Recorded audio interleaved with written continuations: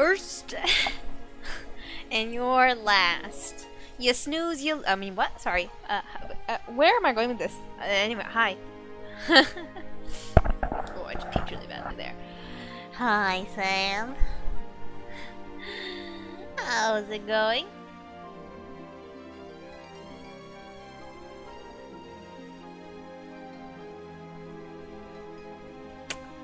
Anyways, sorry, got distracted. Anyways, happy Thursday, everyone! Life Fire, sign up, how's it going? I crossed the line. Well, guess what? I crossed the line first.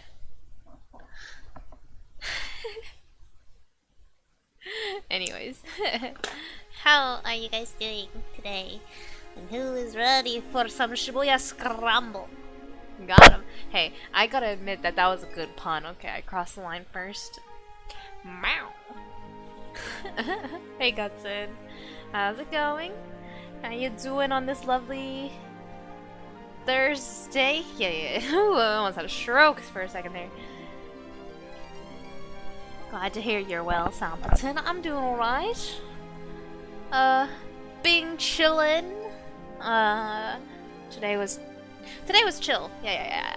I mean, every day this week has been fairly chill, but you know, I didn't have to do that much today, so that was nice.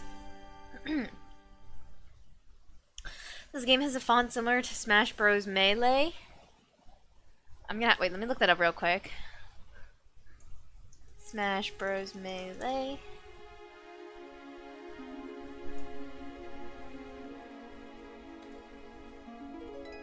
Oh, a little bit, yeah. I see it. Okay, oh, how do I tap back into the game? Hello? Excuse me? There we go. Anyways. Melee! Remember your sunglasses when you're in Antarctica.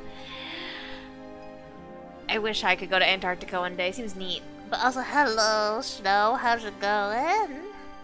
Hello, dear friend Sam. Excuse me, what am I? What am I, chopped liver? Bruh.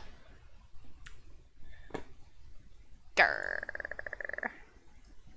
Smash. Grrr. Yup. Okay, you know, at least you're honest. I can respect it, TBH.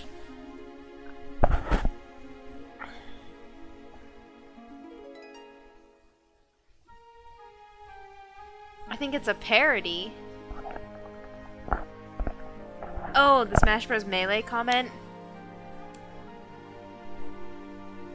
Also, yes, forgot to say what we're playing today, XD Lamau. We're back again with some 428 Shibuya Scramble.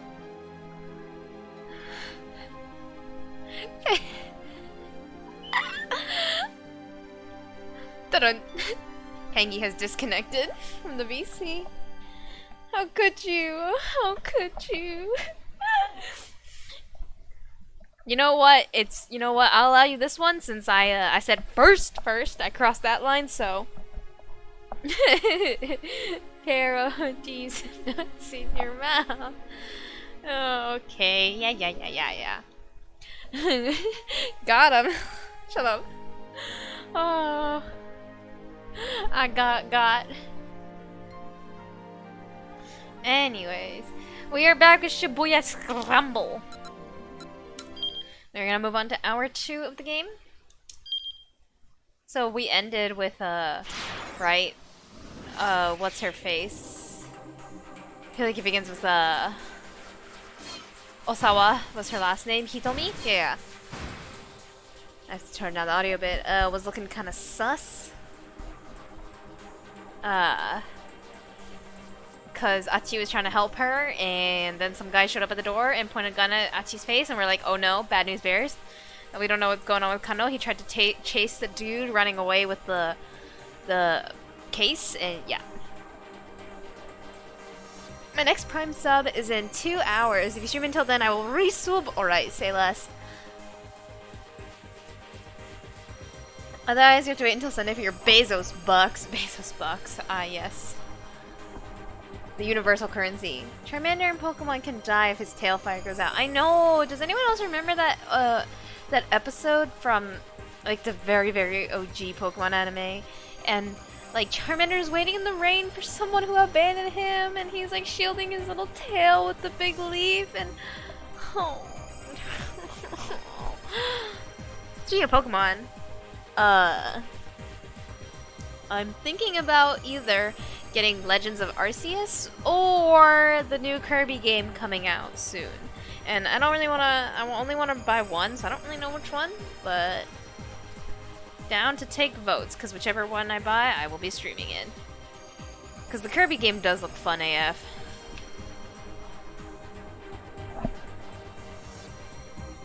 Alright, let's start with Achi. Okay. The demo's out for the Kirby, game today. Oh, really? Okay, I'm gonna have to, I'll download and check that out later then. Arceus is high-key trash. Really? Oh yeah, you started playing it, yeah? Flip a coin, that's what I do. I'm partially leaning towards Kirby just because I love open world. And I don't really love in the past, like, Pokemon games haven't really done it for me. But I've just heard so many good things about Arceus. But Kirby is cute. He suck. Turbo. Alright, it's a combo angle. Turbo. Boyo. I know, he's so cute. Bloop, bloop, bloop, when he floats. Okay. Alright, you guys help me decide. Say less. Anyways, back to the game. Like this game. Not Kirby. The man with the cane aimed his gun at Hitomi, his face devoid of emotion. Yeah, that is devoid of emotion. Please, the girl said, trembling. Why are you doing this? But the man did not reply. Quickly, Achi stepped in between Hitomi and the gun. Oh, so this guy's not related to Hitomi, okay. Spreading his arms wide. Stop, he said in English. Stop! One of the few English words he knew. He quickly reverted back to Japanese. Who the hell are you? Still, the man did not respond. You know this guy, Hitomi? No. The music is so spooky here. Can you guys hear it? It's like creepy. I need to turn it down. Like, it's outputting louder than it is. It's outputting louder for me than I think it is on stream. Achi was sure he'd never seen the man either. What are you after? Money? Because if you are, boy, are you wasting your time chasing us. He doesn't know that Hitomi's a little rich girl. The man furrowed his brow, adjusting his point of aim to Achi's face. His bloodthirsty gaze left Achi no doubt that he was willing to pull the trigger. Reflexively, Achi took a step back, his foot clattering against a discarded beer bottle. We're gonna get gunned down for sure, unless we find some way to catch this guy off guard. Yo, chuck the beer bottle at him! Yeet! It didn't need to be much. Achi could just distract the gunman for a moment and buy himself the briefest window. Shoot me then. Go on, do it. He stepped forward as he shouted, hoping the provocation would confuse the guy for just long enough. Even as Achi moved, the gunman's attention was distracted for an instant by a sudden sound. The phone in his breast pocket was ringing. The phone is ringing. Seeing his chance, Achi lunged forward. Lunged forward in an attempt to wrestle the gun away, snatched up the beer bottle and swung at the assassin, grabbed Hitomi and ran. Beer bottle time! Bonk! Oh yeah, the music's popping. Seeing his chance, Achi snatched up the beer bottle and swung it at the assassin. Seeing his the man narrowly avoided being struck, but he staggered wildly off balance. Dude, kick this cripple, bruh. Hitomi! Achi grabbed her by the hand and dashed out of the club.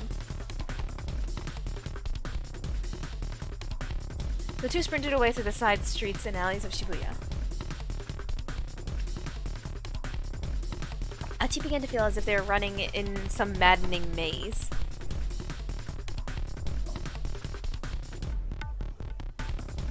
So I need to wipe my cup. I just dripped water over the side. Hold on one second. There we go. I'd fucking soccer slide right into his shin like I was fucking Ronaldo, yo. I'd like to see you try. I'd like to see you do that. Before long, the two made it almost as far as Aoyama. What the fuck? They ran really far. Wait up. Huh? Achi, wait up. Achi glanced back at Hitomi.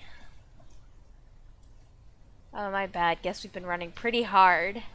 You tired? Oops. Hitomi shook her head. No, it's just I've got to get to Dogenzaka. Dogenzaka, what for? Lurk. Hey, honey badger darling. Thank you for the lurk. But I hope you're having a lovely evening yourself. Also, hey, Mr. Rel. Welcome to stream at bumfuck o'clock. As I always as I always greet you. I greet everyone with something different. Greet Life Iris first. I greet Samp with hi Samp. I greet you with happy bumfuck o'clock. Oh boy. Got some cursed habits on this stream, eh? What could she possibly need to do there now? That's what I was told when I handed over the attaché case. The man leaned in to whisper to Hitomi as he reached out for the case. You're going to do exactly as I tell you. 2 things. He wore a cool, feigned smile as if this were some casual conversation. First, you're going to go to Dogenzaka and get in the blue van there. Hitomi nodded wordlessly. Second, you will not attempt to contact either the police or your family in the meantime. His chilling tone brooked no argument. What does brooked mean? Brooked? Just those 2 things, and we'll let your sister go. Hitomi nodded again. The man flashed her a big bright grin. Okay then, give me the money. The money? Achi looks like I'm fucking done with this shit. Well, to be fair, the guy did say you can't tell your family or the police. She didn't say you can't tell Achi, so she's not actually breaking any rules. It's always great to get a special greeting. It's nice. I've said this many times, but it's nice when you're just a for fun stream to meet people, make friends, because then you can actually give everyone a special greeting. Bruh, she's about to get kidnapped too. It's the 2-for-1 special. Why would you comply if they show no sign of life? Tolerate or allow something typical. Dissent or opposition. Oh, okay, I see. You already paid them off and your sister's still missing. The fuck? We do not negotiate with terrorists. This is true. But you know, I don't know. She's still kind of sus somehow. So, like, I don't know if Hitomi knows what's going on, but her sister definitely. There's definitely something going on here. A van in a blue man. A blue van in Dogenzaka? Huh? Achi muttered. So that's why you said the police were a no-go? Yes, exactly. Hitomi's voice betrayed her desperation. I wonder if your sister's in that van then. If she is, then we've gotta hurry. The issue lay in how to get to Dogenzaka. They'd probably avoid their pursuer if they kept to the streets only the locals usually knew about. Bruh, just take the train. Like, there's so many people in Tokyo that... That meant staying off the more well-trafficked routes like Roppongi-dori or the stretch between Miyamasuzaka and the station. The side roads south of the station were their best bet. It was going to be a long detour, brat. Alright, come on. Sus Among Us. I can't, like, I'm trying to make the sound, but I'm like, wait, fuck, that's actually a really hard sound. The iconic Among Us sound is hard to make without, like, an instrument. I don't know, guys. He told me looking kinda shush.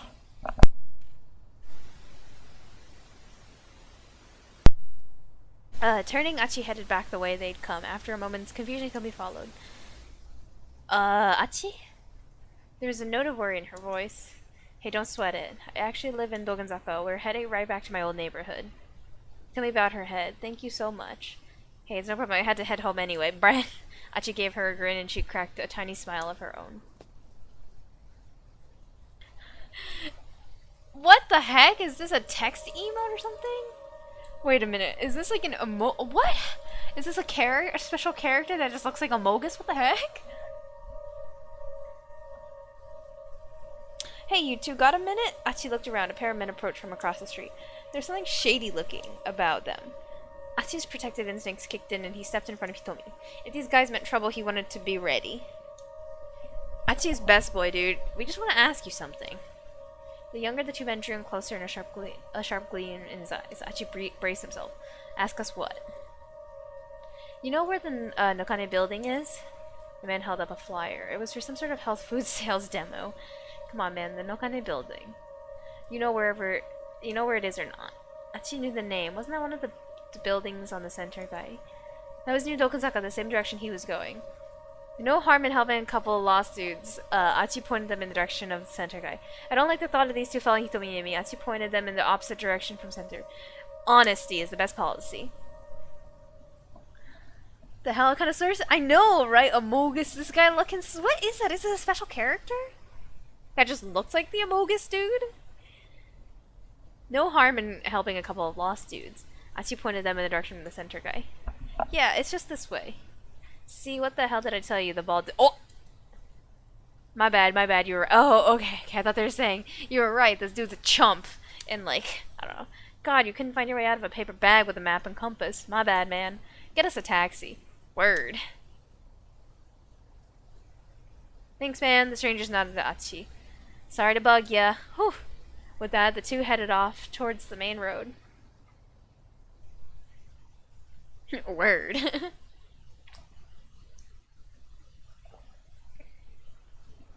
I wonder what...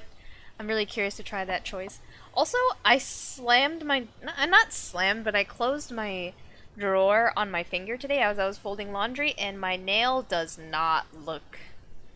I'm just gonna say, the nail on this finger looks a little darker than the rest of my the rest of the nails on my other fingers. It's a little bruised.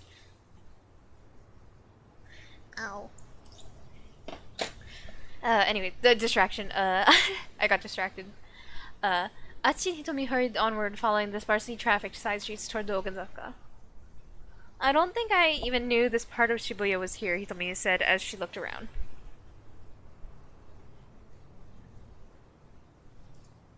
Yeah, a lot of people don't. I used to mess around in this neighborhood when I was a kid. Oof! Yeah.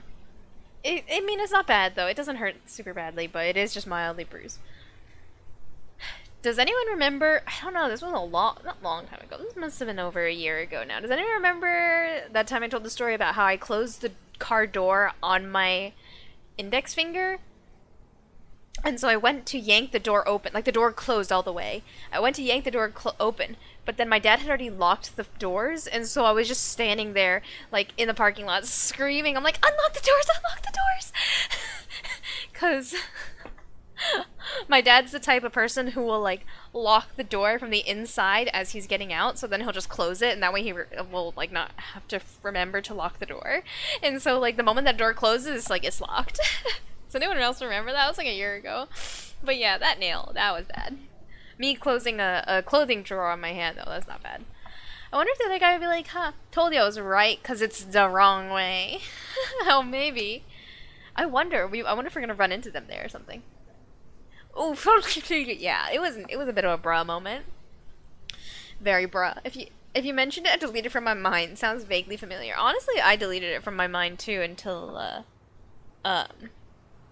right, talking about closing the drawer on my finger. And fun fact, this is gonna get a little gross, but that nail was just like completely dead, and so now my nail is just like, you know, nails are usually smooth, right? But this nail is like has a little bit of a dent in it permanently, because I think I partially dented like the actual nail bed of my finger, not just the nail itself. So, yeah, my finger kind of quirky though. It's really funny too. It's my right hand index finger. So, your finger almost got deleted from your hand, bro. That actually, not gonna lie, like,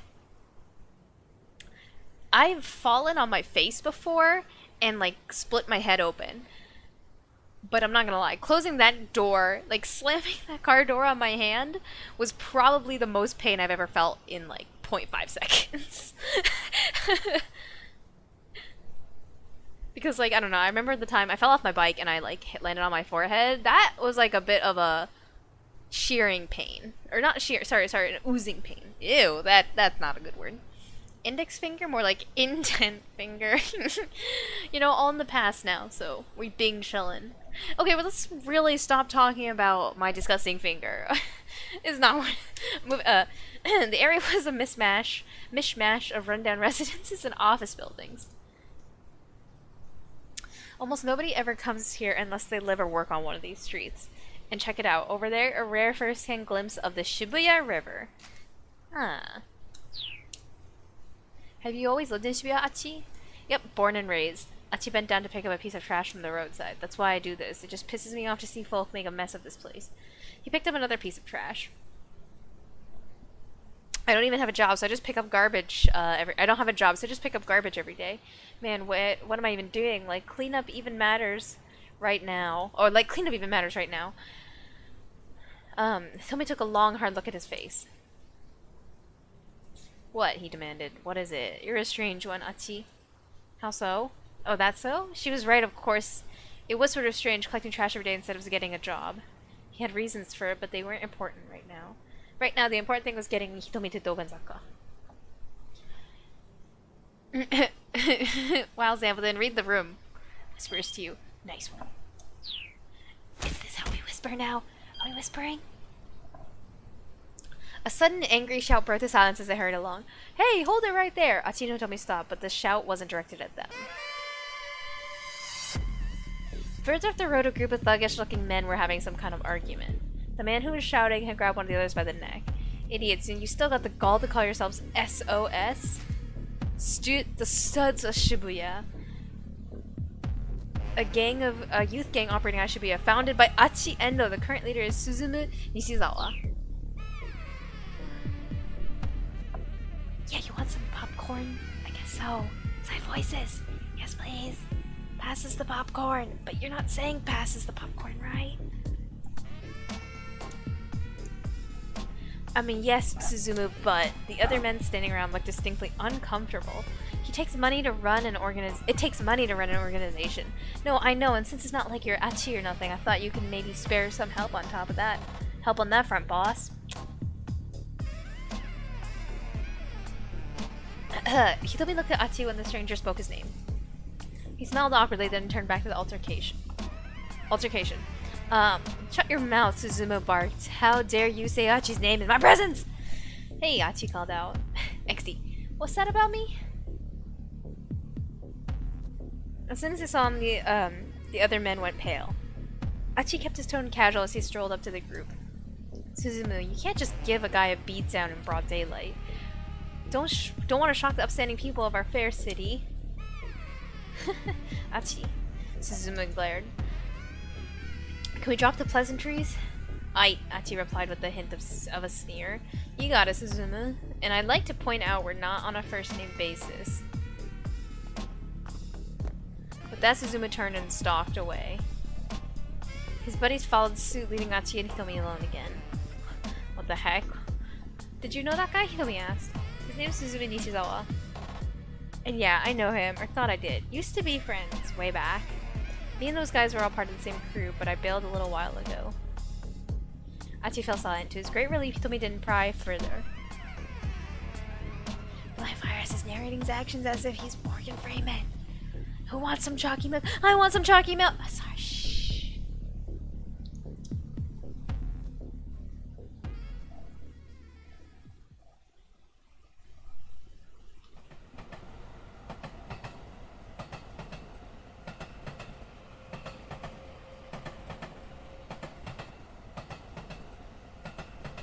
Achi and Hitomi had gone a short distance further when he caught sight of a man picking something up alongside the train tracks. Huh, I wonder. Achi went over to him. Hey man, you picking up trash by any chance? Huh? The man let out the man. Taisei Yasuda, 35 years old, just opened up a knick-knack shop in Shibuya. Achi knows Shibuya like his own backyard, but this Yasuda guy is new enough that Achi doesn't recognize him. The man let out a panicked shout. Pass his chalky milk, thank you! Sorry, it kind of just looked like that's what you're doing. Oh, yeah, I'm picking up trash, of course. The guy seemed pretty unnerved. Like, I just got to thinking, man, this place is filthy. Right on! Achi clasped this man in his hands in his own. Brat. Someone else who gets it! They do? Totally. I see all this trash all over the place and I can't stand it. Oh yeah, sure. The man breathed a sigh of relief. I can't stand it when someone throws something away when it can still be useful. I hear that. That's the spirit, haha. As he pulled the trash he had stuffed in his pulled out the trash he had stuffed in his pocket. There you go. Huh? Go ahead, have all of it. The man looked dumbfounded. Usually I run picking the trash around here, but I've got a little thing I gotta do today. You got it from here. I'm counting on you. What? Actually, I'm kind of... Great, thanks! Achi beamed in approval, then rejoined Hitomi and headed down the street. The student's like, what the fuck? The man let out a sigh. Fine. What the fuck? Hydrate or dihydrate? But inside voice. Okay, quiet, slurp.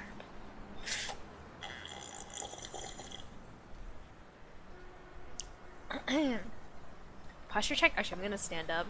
Give me a second to raise my desk. Okay.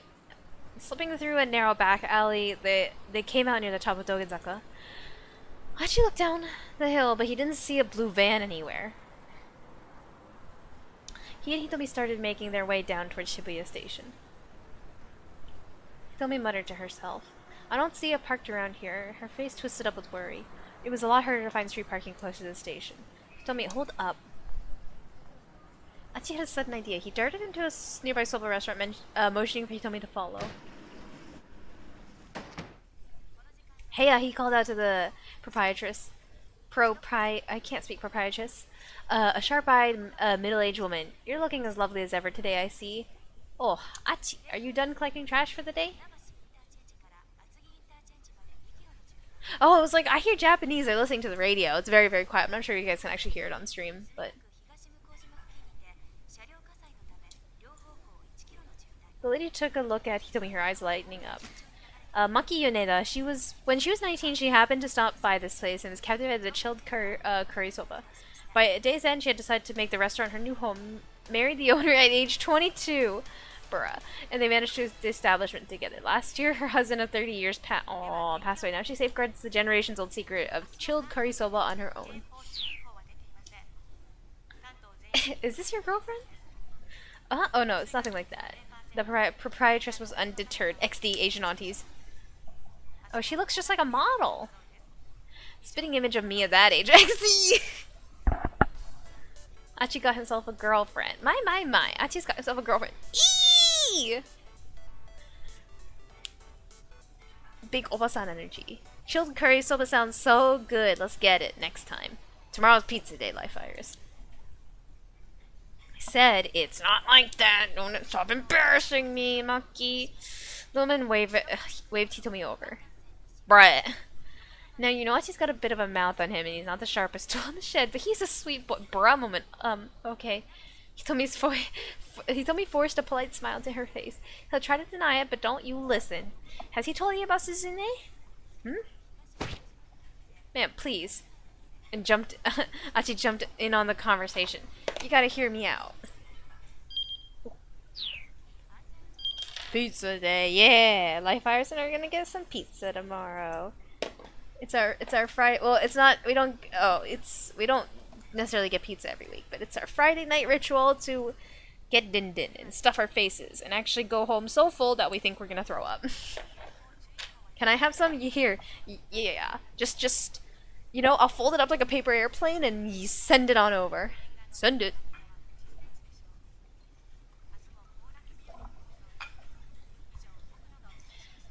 Whatever's the matter, I'm just trying to talk up your good points, bruh. Have you seen a van parked around here? A van? Let me think. Yes, come to think of it, there was. A blue one, she added confidently. Ooh, Hitomi leaned forward. Where is it now, she asked. Well, I'm not really sure. I don't keep a close eye on things outside after all. Hitomi slumped. I see. I know it doesn't look it, but I've been quite busy today. The man who makes my noodles came by earlier to settle accounts, and we fought over it. Now, no head for finances, that one. That's his problem, honestly. And on top of that, of course, my part-timer Masa has to have today off. First year student at excuse me, first year student at Midoriyama Academy, a sweet young man who works as a part-time delivery driver for Dogen Hut and sends all his leftover money to his mother out in the country. Lately, however, he's gotten himself a girlfriend. He's been sending money back home less frequently. His noodle house job doesn't pay enough to both support his mom and cover his dating expenses, so he's scheming her way to make it rich quick. Achi frowned. Has she really seen a blue van, or was she just being chatty? I mean, how would she have known, right? Like, of all the odds of saying, yes, there was a van parked here, and it was blue, specifically. Nobody heard that. You guys all heard it. Once again, it's my metal phone stand that I use to also hold the wire to my headset so it doesn't drag. But then, as soon as I move more than like a foot away from the table, it pulls the thing off. Older women who ran tobacco shops over noodle houses did seem to have a knack for spotting details, but women of her age weren't always the most reliable. Oh. I trust this woman. Older women who ran tobacco shops or noodle houses did seem to have a knack for spotting details. Achi just decided to follow up some more. Was there anything unusual about this van? Well, let me think. The woman frowned, pausing a moment in thought. Aha! A flash of recollection shone in her eye. That's right. Now I remember. There was some foreigner sitting inside. Yep. Achi and Hitomi exchanged glances. Yes, I'm sure, but the man who makes my noodles said he saw it too. Is there anything else? Hitomi asked. Not that I can remember. Imagine doing a live stream and eating some... And someone in chat says, "Oh, you're eating? Do you have enough for the whole stream?" Yeah, teacher vibes. And I say, "Bet," and then suddenly, everyone's like, "How do they know where I live?" And they hear a knock on the door, and it's the food delivery. Tobi hung her head in frustration as they left the soba shop. Achi did his best to cheer her up. Hey, we might still find that card. Let's try waiting around here for a while. Just waiting? What good will that do? It's possible that when they went looking for you, went looking for you when you didn't show, Achi said. They'll come back, maybe, you know? Or maybe they'll come back, you know? He sat down on the edge of a planter outside the restaurant. But the criminals already have the money, she said anxiously. Even Achi understood the implications. Now, the crooks had the ransom, their hostage was nothing but a liability. Why take this risk of letting her go when they already had what they wanted? The situation was bad, very bad. Still, just running around Shibuya willy-nilly was only going to tire and frustrate them. Achi wanted to make sure Hitomi had the chance for a little break. We don't have anywhere else to look, so let's just try and give it 10 minutes, okay? He said. Hitomi seemed unconvinced. She looked like she might just march off down Dokenzaka at any moment. I understand how you must feel, but you know what they say. Slow and steady stay in the place. What? Hitomi burst out laughing. That's not what they say. What's so funny? It's slow and steady wins the race. XD now. For real? Hitomi smiled, then sat down beside him. Alright, she said, we can wait here for 10 minutes. Cool. We've run enough races today already, right? Hitomi kept her eyes on the cars passing through Dokenzaka for a while, then she murmured softly to Achi. Thank you so much for everything, really. You can thank me after we find this van. I'm sure if I'd been by myself, I'd have been in too much of a panic to do anything. What can I say? I try to keep my head up and face things as they come. You're quite the optimist, aren't you? I feel like I should give them different voices.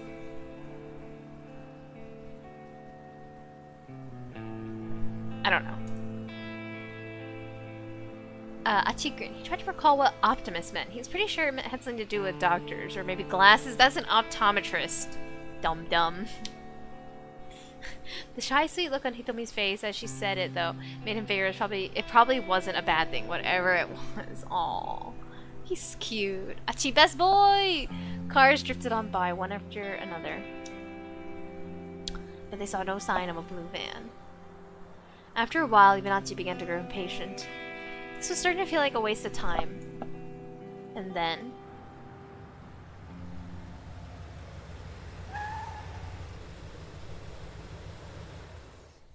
Hitomi, look.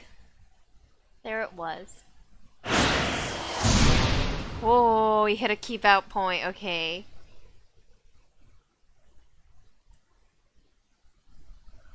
So we need to play someone else's story in order to get here. Excuse me.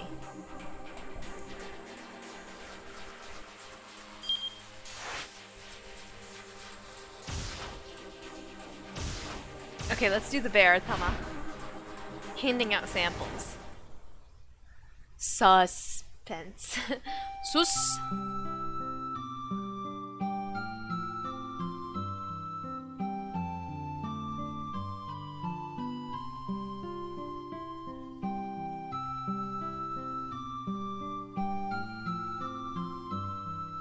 Amogus. This theme is cute. It is like a little like whistle lullaby. It's so hot. I always think about people in mascot suits and I'm like, they must be so hot in the summer. Because those things have really bad ventilation. And I'm just like, holy shit, I hope they get breaks like literally every 30 minutes. Because like you can't drink water in that shit either. So like, they better get a lot of breaks. It's so hot in this thing. Way, way too hot. I feel like I'm sitting in a sauna. This guy gives Rousey vibes. I feel like once he takes off the suit, he's gonna be some like 6 foot tall, really buff dude, some Giga Chad.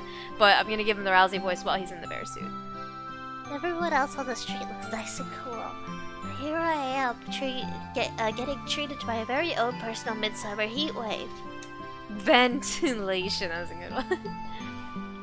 On top of that, I can barely see, I can barely breathe for that matter, but hey, what can I do? Huh. Huh. Huh. Huh. Oh, I'm so thirsty. Some iced tea would be amazing right now. I'm gonna pass out with the dehydration at this rate. I may as well admit it, I underestimated how tough this would be. Who knew wearing a mascot costume could be so uncomfortable? A delicate young lady like myself has no business doing this sort of job. Oh, okay, it's a woman. I suddenly have so much respect for the people on those superhero TV shows. Can you imagine doing action scenes or something like this? Heck, I'm doing all this standing here and I'm quite close to calling it quits. But I can't, I need the work, I need the money. There's no time to be a wuss. If I give up on this, what else am I possibly going to do? That voice in the music, chef's kiss. Check out the revolutionary new diet drink, Burning Hammer! I thrust a free sample toward passerby while shouting as loud as I can. Come on and give it a try! Well, it's no use. People just walk by one after the other, they avoid looking at the sample. It's been like this ever since I started standing here. Aww. What gives? You figure one person would have taken a bottle by now. I mean, it's free, but I haven't managed to give away a single one. If this keeps up, there's no way I'm getting paid. And then this whole miserable experience will have all been for nothing. Just drink this and watch the pounds melt away! No exercising or dieting needing! I can hear the desperation in my own voice. Just burn, burn! That's what he's doing. He's burning. Burn those pounds away! Giving me cold looks now. They probably think I'm just some shyster trying to offload dodgy product. It's that simple. That simple, folks. You drink the weight away. I guarantee it. Heck, this whole thing reeks of a scam to me. Losing weight just by drinking some concoction is way too good to be true. Nobody wants to sample, I know, right? Because he's not, he needs to do the Rousey voice. I doubt that's actually what this character sounds like. But still, free is free. You think I'd be able to give one or two away? It's not like I'm not trying. Pep talk time. You could do this. Think about the money. Just start with one bottle. Alright, I'm gonna give this bottle away to the next person I see, no matter what. Close my eyes and gather my determination. Sample ton. Got him. I just need to get started. The momentum will build from there. Oh. Alright, eyes open. There are two people walking in my direction. It's the cops. Wait, two? Oh no, which one do I pick? I keep wobbling, they're both going to pass me by. I just need to hand this bottle off. Which one of these guys look more likely to take it? Clutching the free sample in my furry fist, I try to force it to the businessman to my left. I try to force it on the disheveled fellow to my right. We know who this is. Clutching the free sample in my furry fist, I try to force it to the disheveled fellow on my right. To my surprise, he takes it. What's this? He asks, lifting an eyebrow as he looks at the bottle. I flop my fuzzy arms and strike a cute pose as I launch into the product pitch. It's Burning Hammer, the #1 new diet drink. Please, give it a try. No thanks, the man says. I'm good. I keep my arms wide open and pretend I didn't hear that. Look, he says, I'm in a hurry. You should give this to someone else. Tries to hand the sample back to me. Oh, skipped dialogue by accident. For a few moments, we are at a silent impasse. Maybe he's weirded out by the cat alter ego holding its freeze frame pose. Because eventually he looks away, slips the bottle into his pocket, and walks off. I did it. I finally got someone to take one. I did it. There's still... Also, why'd the music stop? Sad. But there's still so many samples left. My brief surge of excitement dies before Debate can fully take home. I wonder how the other mascot is doing about now. Oh! There's a sales demo happening today at 1 o'clock at the Nokane building. It looks like this chicken has had all kinds of samples. I don't get it. How come nobody's taking any of mine? What could I possibly be doing wrong?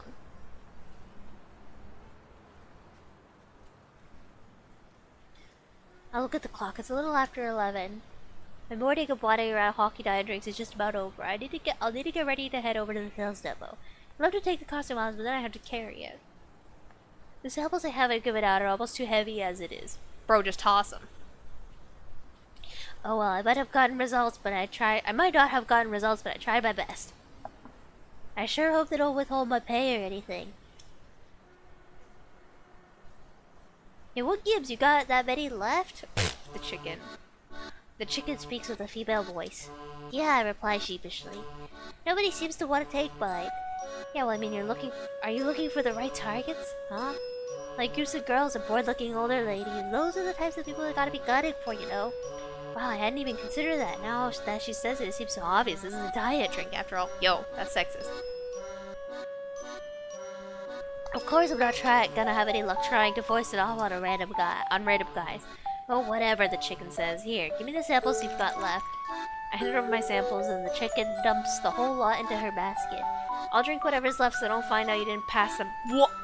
Oh my gosh, she didn't drink just whole. What the fuck? Like all of them? Oh my god. Yeah, all of them. The chicken sounded pretty confident in herself. These may just be sample-sized bottles, but they add up to a lot. I can feel myself on the brink of tears at the kindness of her offer. Thank you so much. This is a huge help. I bow deeply, which makes my mascot head bobble. Yo, chicken is best boy, best girl.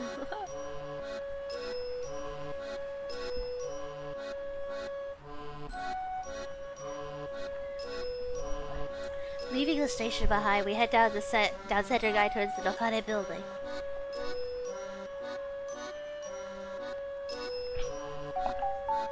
Burning Hammer sales demo is going to be held this afternoon. TUI chicken lady. Chicken lady. GG. Heart.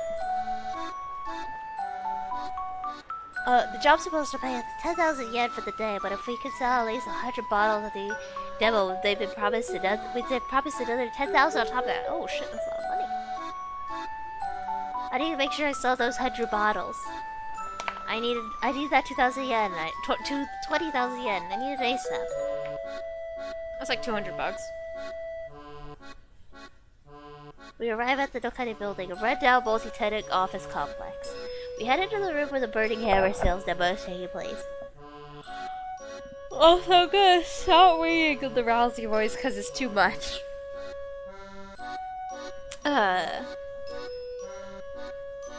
There are already about 50 seats set out. I wonder how many people the free samples will pull in. The stage has been set up at the far end of the room. That's where I'm going to be standing, sipping Burning Hammer while explaining its effects to the customers. Hurry up and take that thing off. The chicken flaps her wings as she speaks. It's kinda early, but come on, let's have lunch. I'm starving. Now that she mentions it, I realize I'm pretty hungry myself. The demo's not starting for another 2 hours. Can't win a war against my stomach for that long. The chicken and I head to the waiting room where they've set out lunches for us. I like how I just keep calling her the chicken, like you don't bother to ask her name. Mind getting my bag real quick? The chicken asks. She arches her back towards me. Apparently she can't reach her own zipper. Oh sure, give me a sec. I try to unzip the back of the chicken soup. My unzipped thick fuzzy fingers have a hard time of it. What's the holdup? Come on, I'm roasting this thing. Hurry up and get it off me. I've almost got it. It's just awkward with these mitts. Finally get a hold of the zipper and yank it downward. Or yank it downward. Got cut off weirdly. A girl emerges from the chicken as if the chicken itself were an egg. Phew! I'm alive! Her red sweatshirt was drenched in sweat, cooling off with a hand fan.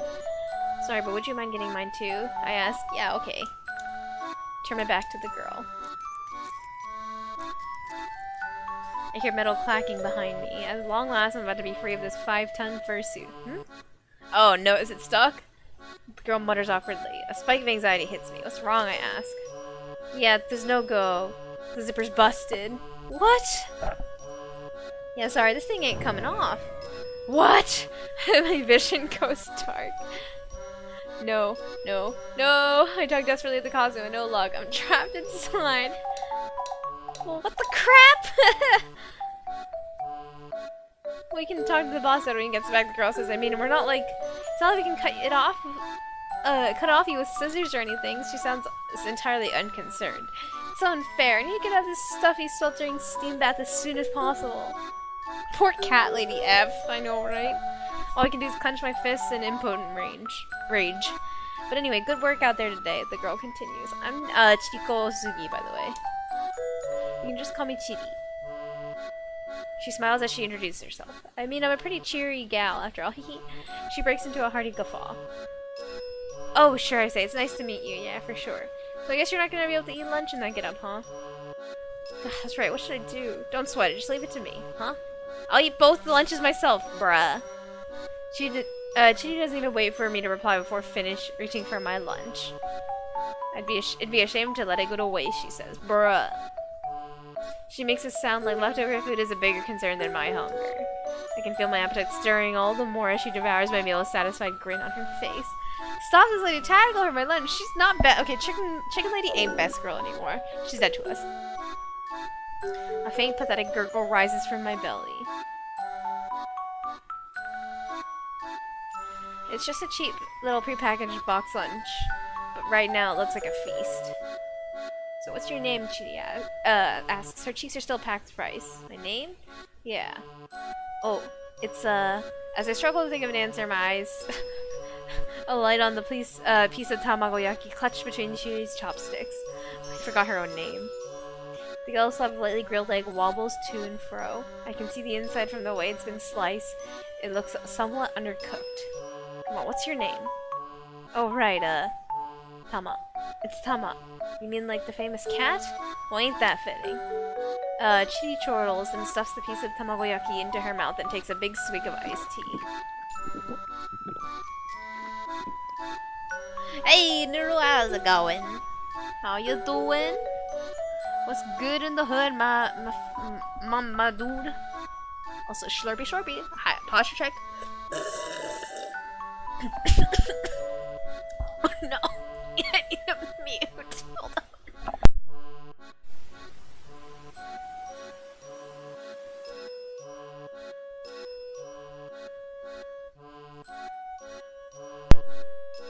Bye, leave a swift as I ride. Have fun. Have fun with Lulu. She said that you guys are getting steaks. Oh my god, okay. It's because I inhaled a big, mouth of air before the water went down. So it's just choking on air. Oh, okay, we're good. We're bing chillin'. Whew. But anyway, hi Duru, bye Duru.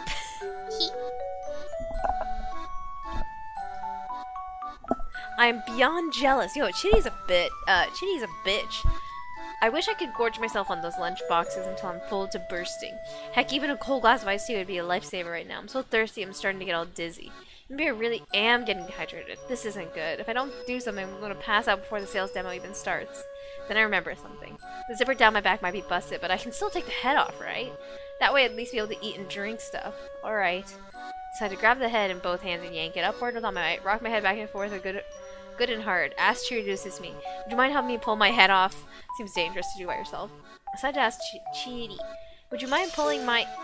Ow. I feel a dull throbbing pain at the back of my head. Like I bumped my head somewhere, but I don't remember doing that recently. Chidi flashes a curious look. What are you doing? She asks. I thought maybe I could at least get the head off. That ain't gonna work. That thing's attached to the body. I slumped forward in defeat, face planting on the table. No, most folks would have noticed that when they put it on, you know. Well, I didn't. Boss helped me get into this thing. Well, don't let it get you down, Chidi said. Here, drink some of this. She pulls a bottle with a straw from her bag and pours some tea into it. In a fever of thirst, I jammed the plastic straw through the mascot costume's mouth. Thankfully, it reaches as far as my own. I suck for all I'm worth. Oh my god, I suck, and I suck. My body rejoices as the moisture returns to it, like rain coming to the desert. And thus I revive. Oh lord, suck. Flushed. Actually, I kind of does feel like I'm coming back to life. Oh, thank you so much. I'm never gonna forget this as long as I live, bruh. She ate your lunchbox. Chidi's hand in my fuzzy mitts. Oh, I clutched Chidi's hands in my fuzzy mitts. I'm having a stroke. Aw, hey, I'm not the kind of person to abandon someone in need, you know? She replies. An embarrassed grin crosses her face. How come you're carrying this bottle around with you anyways, I ask. Oh, that's because I make my own protein juice. Protein juice? Never heard of it? Heard if you have a protein juice just one of 3 meals for one of your 3 meals a day, you'll lose weight. So yeah, I'm kinda need to keep it. Given Chidi's sort of chubby frame, I don't think the protein's been working so great for her. Japanese people, am I right? They consider Chidi chubby. I've been trying all sorts of stuff, but right now my protein is totally the best thing for my diet. Right now protein is totally the best thing for my diet. This stuff though, Chidi casts her eyes at the samples of burning hammer on the table. It's like totally bogus. Huh? Bogus? That's a surprise. Well, yeah, Chidi says. You gotta exercise if you want to burn body fat. She smacks herself on one flabby arm. I mean, there's no way you're gonna lose weight by taking in more calories. Huh? Didn't she say she was just drinking protein juice to lose weight? She the lunch box? Ah, wait, what? I don't get it. I mean, that'd be ridiculous as all-you-can-eat Kobe beef, she adds. She shakes her head seriously.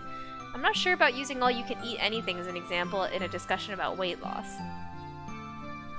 But again, I keep the thought to myself. But hey, a job's a job, Chiri says after a moment, perking up again. They tell me to sell this junk, I'll sell it. Excuse me. A sudden wailing comes from the other side of the door. Please just give me time. I swear I'll get it back to you. What the heck? Chiri says. Is that the boss? I nod. It's definitely Mr. Yanagishita. Voice. He's the guy who hired me. Sidling up alongside Chiri, I very quietly open the door and take a peek inside. He said she ate lunchbox, not the lunch.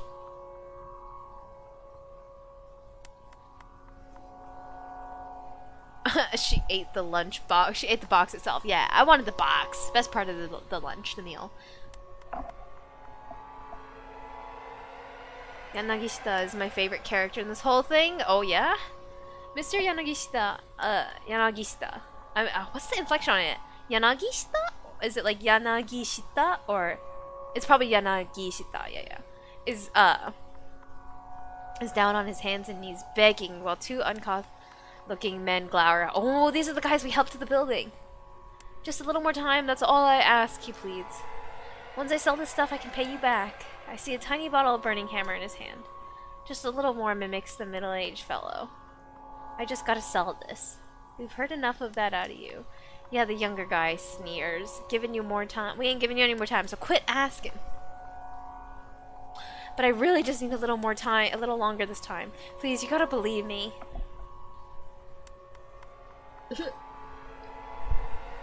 I imagine like shooting these shots must have been really fun, like stupid shit like this. From the look of things, Mr. Yanagishita is dealing with some loan sharks, and the two thugs are clearly in no moods for his continued groveling. Chidi and I exchange a glance. It's probably best if we don't go out there right now. But now I'm really worried. Am I actually going to get paid for this gig? As I'm pondering that, one of the men grabs Yanagishita by the nape of the neck and drags him to his feet. Come with us, pal. We'll take you someplace you can work off your debts. Say what? Mr. Yanagishita wails. The two men drag him away. Huh, guess he's gone then, Chidi says. She's already starting to pack up her things. Wait, what are you doing? Going home? Not much point sticking around. Going home? I mean, the demo sure ain't happening now. Anyhow, it was nice working with you. See ya! Moments later, Chidi is out the door.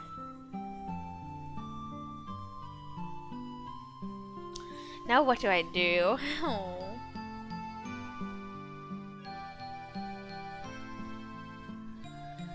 I've been left here all by myself, more or less at a total loss, and she ain't getting paid. Hate to see it. Bad. Oh, shit! Oh my god, so I wasn't supposed to tell them how to. Fuck! No fucking way. I know what I have to do differently then. Wow, this is what I get for being nice. Fuck.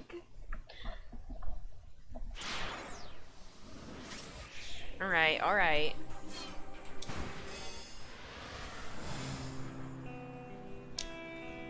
Oh,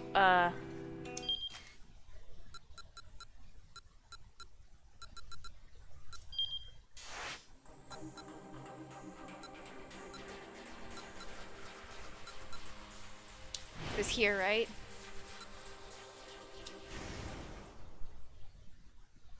Today I learned not to trust people. I know, right?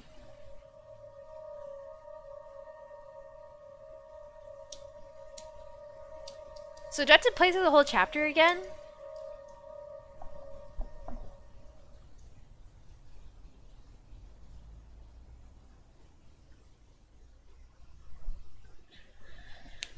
We never trust people.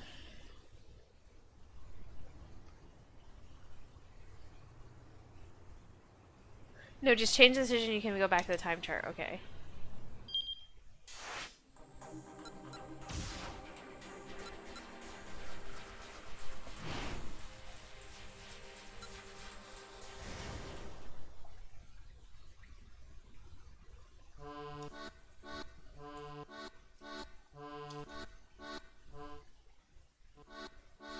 I don't think this is very consequential either way, so.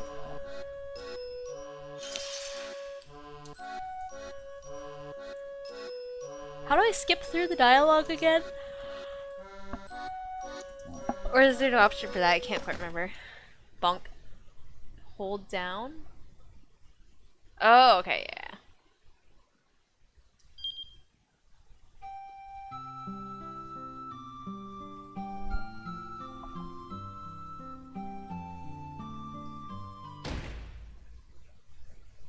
Okay, this is different. The door flies open and suddenly a loud voice belts out. Hold it right there! I whirl around in panic to see an odd-looking man standing in the doorway. It's Junichi Yanagashita. He's the guy who hired us. I heard that, Chidi. Don't you go calling my product junk. That's disrespectful. Chidi gave him an apologetic look. Whoops, sorry about that. You should, but whatever. If you really have doubts, then you have to try it for yourself. Mr.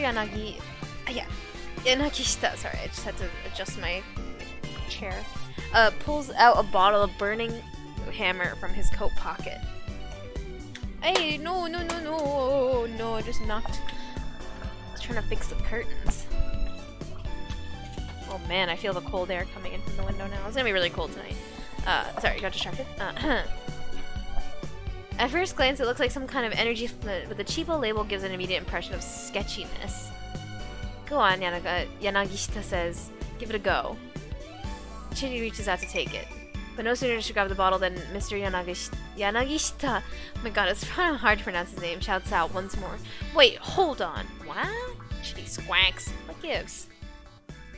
You two, you're both good stomach-wise? Stomach-wise, yeah.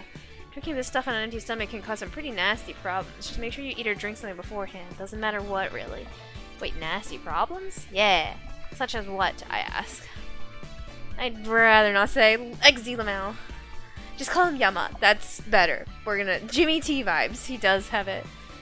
I feel like he's a very, like, stereotypical Japanese, like, cool boss man with the afro stereotype. I'd rather not say. Nobody would buy it otherwise. Seriously? It's all good. I just had lunch, she says. She flashes a carefree smile. Well, I haven't eaten yet, but on the other hand, I've been guzzling as much iced tea as I can fill myself up. It's probably safe for me to try this stuff. I might as well drink it. In for a penny, in for a pound. And hey, maybe it'll help me lose some weight. Oh, God. Wait, is that stuff... no, I better not drink it. This stuff...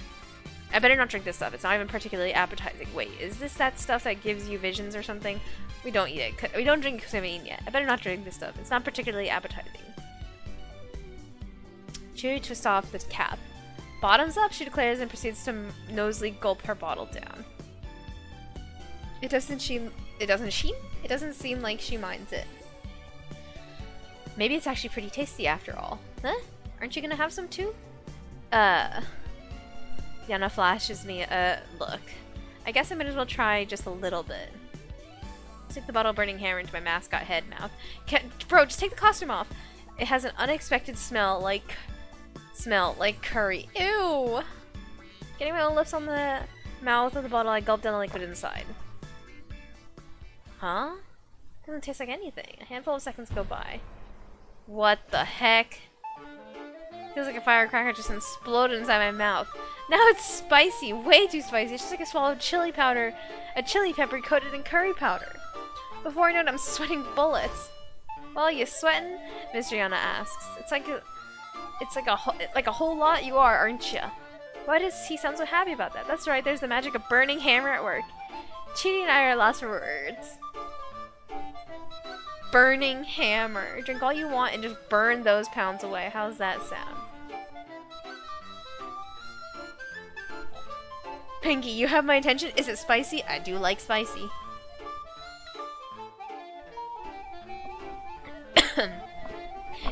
This is so stupid spicy. That's funny. They said stupid. This is so stupid spicy. It makes you sweat. Cheery blurts out. Sorry. Water cup. Stuck my throat. Oh, I like her shoes. Look at Chitty's shoes. They're really cute. Blunt and to the point. I approve. Yeah? Well, I guess you're right. Yana says. I need to cough again. Sorry.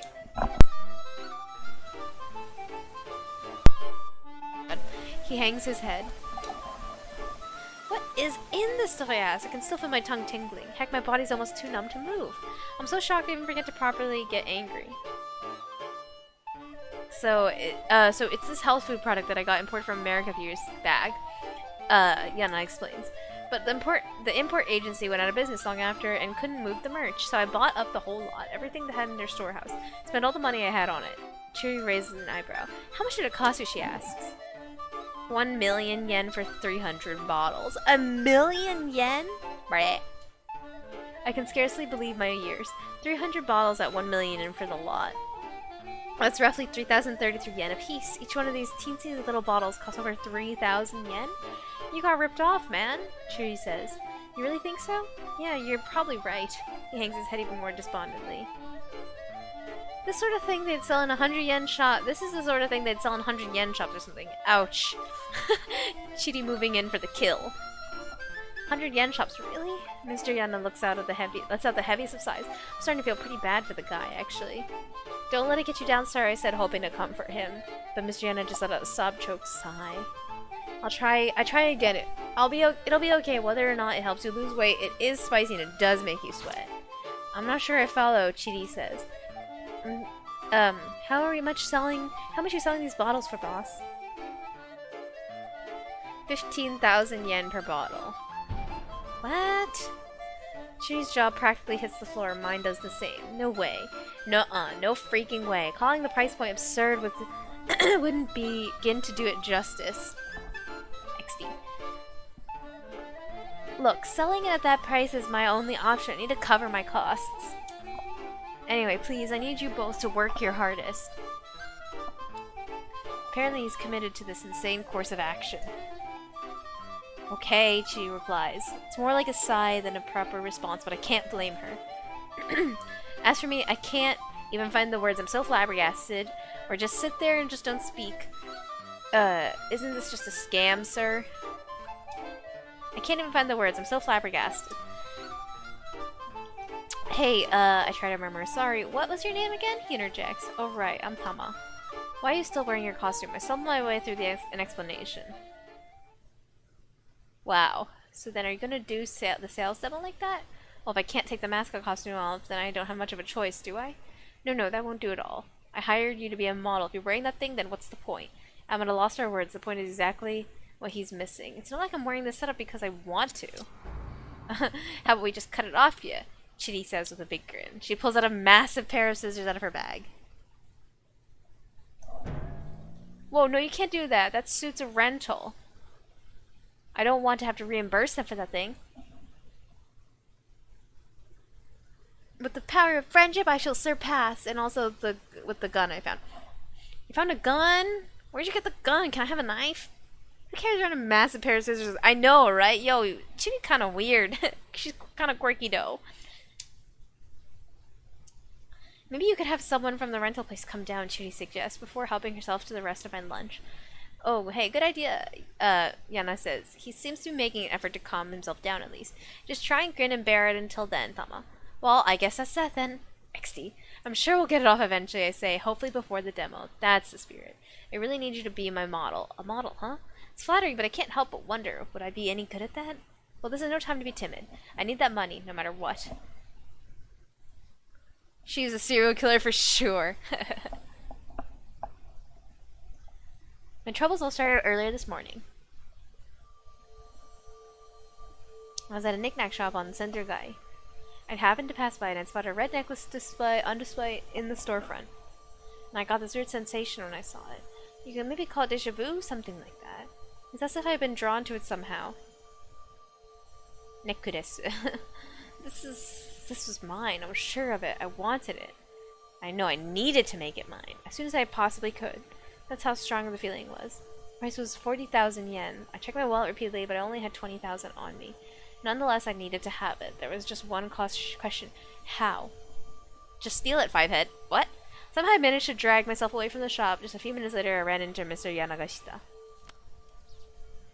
Hey, a voice said out of nowhere. If you want, I can pay you 10,000 yen for a day's work. I found myself staring at this frumpy middle-aged man who was handing me his business card. Managing Director Junichi Yanagashita, Yamato Health Foods Co., Ltd. I'm in a real bind. I need some extra help. I'm in a real bind here. Need some extra help. Would you mind coming with me? Bro. And you're about to get kidnapped. I'm begging you. Just one day. Kind of sketch. Yep, he seemed pretty sketchy. As much as I needed that money for that necklace, I wasn't going anywhere with some weird rando. I ignored him and just tried to walk off. Please! Please! Yana grabbed me by this hand. Watch it, pal, I snap. Hands off, or I start shouting for help. Please, it's not like that. Just hear me out. Look, I'm in a hurry. Please, please. His bag is so big. It's just like a sus. Knock it off. I spun forcefully away from him, yanking my hand from his grip. Bonk. Oh! Yana whirled into the air and fell into the bushes. Well, where'd that come from? He gasped. His eyes were as wide as saucers. You a martial artist or something? No, I think that was just a fluke. The truth was I was surprised at myself at how well I'd pulled off that escape move.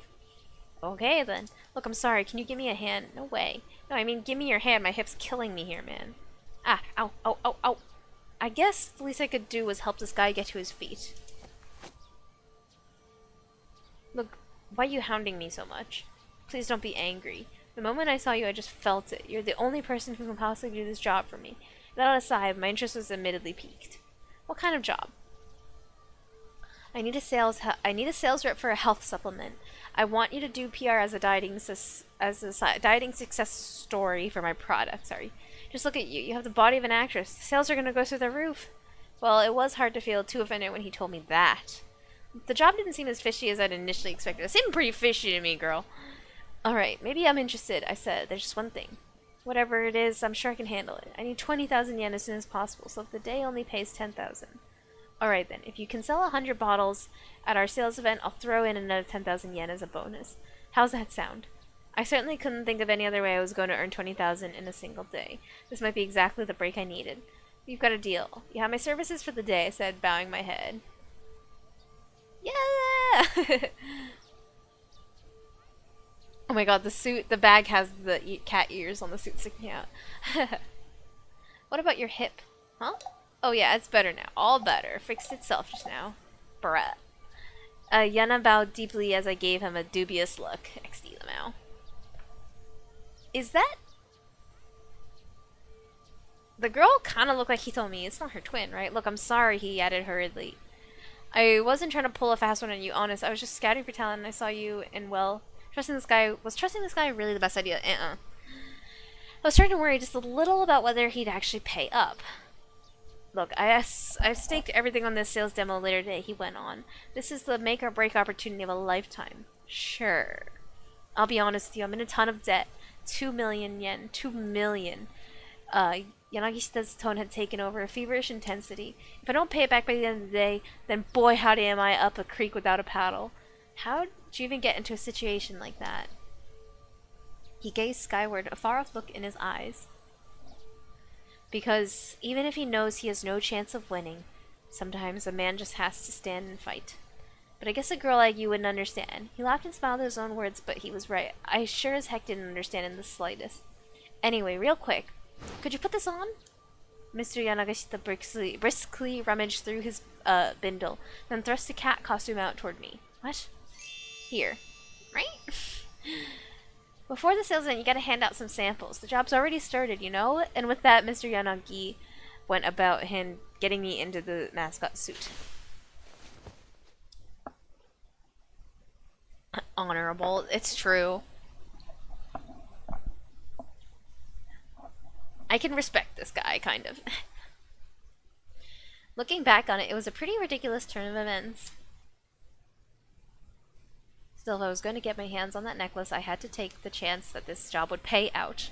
I doubt we're going to be able to sell a single bottle of this crap, Chewy whispers in my ear. I'll just have to do the best I can, I say. I say it more to myself than to anyone else. Once again, I ask myself, why am I in such a rush to get this necklace anyways? I honestly don't know. It's the strangest thing. I try my hardest to think of a reason, but all I get is a dull aching throb at the back of my head.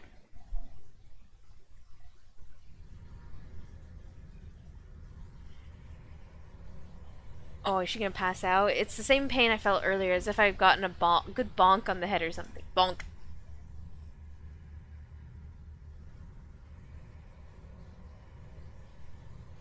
She passed out or something.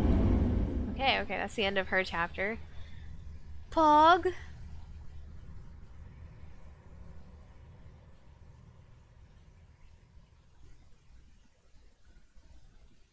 I probably can't continue Achi's chapter yet, though. Because, like, this had no link at all, so...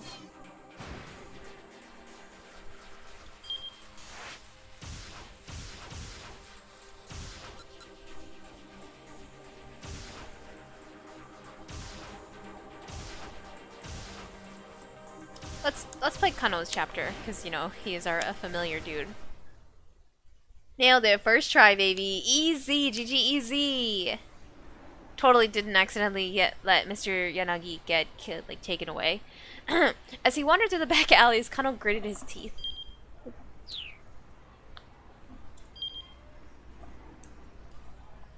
Going after the guy on the bike had been a bad judgment call. By the time he got back up onto the pedestrian overpass, the man who had thrown the attaché case was almost out of sight. Kano prided himself on being fleet of foot, but he knew even he would never catch the guy before he disappeared. He'd followed the culprit as far as the alleys, but there he lost him completely. All he could do now was hope one of his colleagues had caught the man on the motorcycle. Kuse's voice crackled through the earpiece. Mobile command center calling all units. Suspect on the motorcycle has handed off the case to an accomplice in Miyashita Park, another foreigner. For real? Kano muttered. One thing immediately struck him as strange.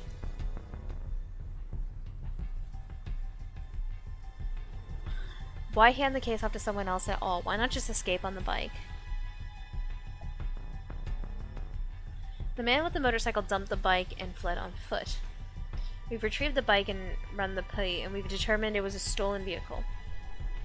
We still don't have enough details to positively ID the suspect.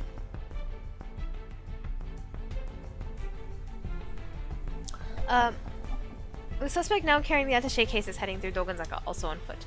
We've got him under observation. Dogonzaka, eh? That wasn't too far from where Kano was now. It looks like we're dealing with a foreign crime syndicate that's familiar with Shibuya.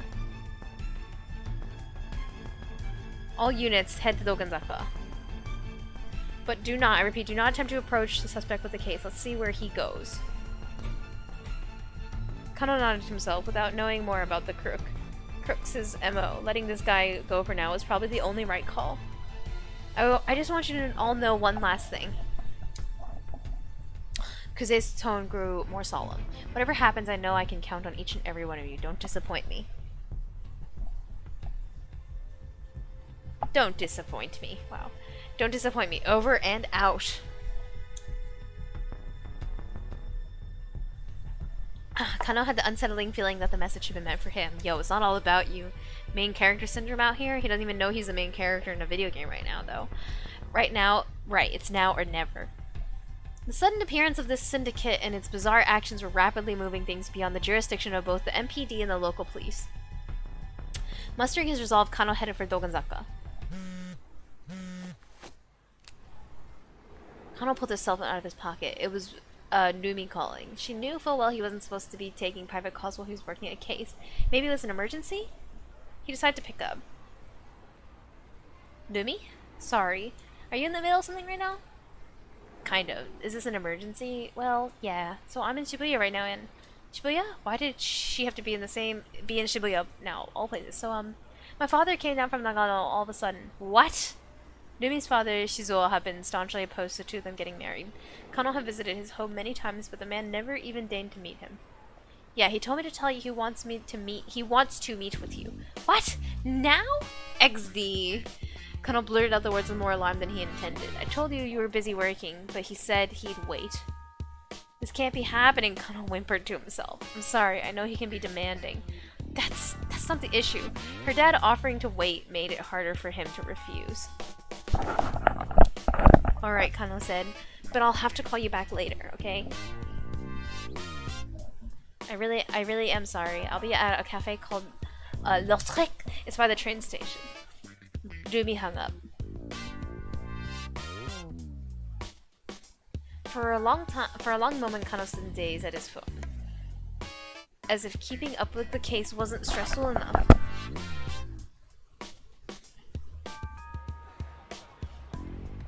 At last he stumbled into the motion, but even as he scoured Dogonzaka for any sign of the criminal, his mind remained fixed on the meeting with Numi's dad. There was no way of knowing when he'd be done with his casework today. But could he really pass up a once-in-a-lifetime opportunity to get her father's approval of her hand in marriage?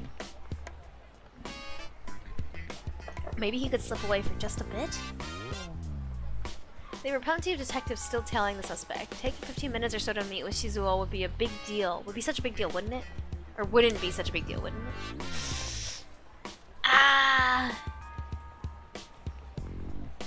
We'd be a good husband. But Kuze said don't disappoint. It hurts. Be a good man.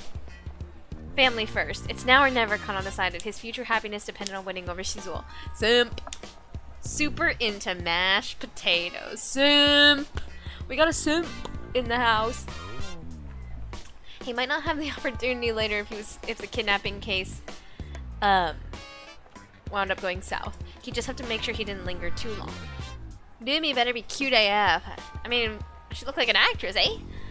He was trying to decide the best way to save as much time as possible when he caught sight of a taxi passing by. He stepped out into the street to flag the cab. The station wasn't too far away, but it would be faster taking a car than to run there. The taxi screeched to a halt. Be careful, buddy! The cab driver shouted through an open window. You're gonna get yourself killed! Looking more closely, Kano saw that there was already someone in the back of the seat. Oh crap, he hadn't considered that the cab might already be taken. Still, he didn't have time to wait for another to come along. Kano leaned in close to the back door of the taxi. Please, I need you to let me have this cab. Beggars can't be choosers after all. No way, snapped the passenger. He didn't seem the genial type. Please, I'm begging you here. Look, I'm in a hurry, pal. Get your own cab. You know how ridiculous this must sound, but please, this is really, really urgent. Urgent? Yes, it's a matter of life or death, please. Look, I'm sorry, but I'm dealing with something urgent here, too. Then let me ride with you. I'll pay for the whole fare. My entire future's on the line here. Sorry, buddy. It's life or death on my end, too. I gotta look after me and mine. Kano could see he was going nowhere. Right, so sorry to trouble you. Kano stepped back in frustration. Hello? Still emo. Wait, it's been a really freaking long time. How have you been? Love this music? I love it, too. I really like the music in this game. Like, the title screen is good, too.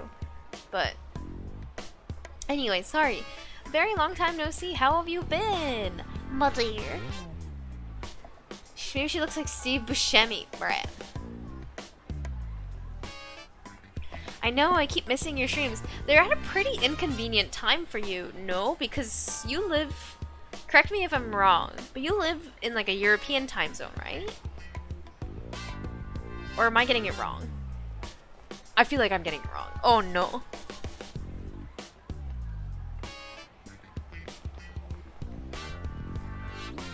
I've been good working on a portfolio for art school. Oh, fuck yeah!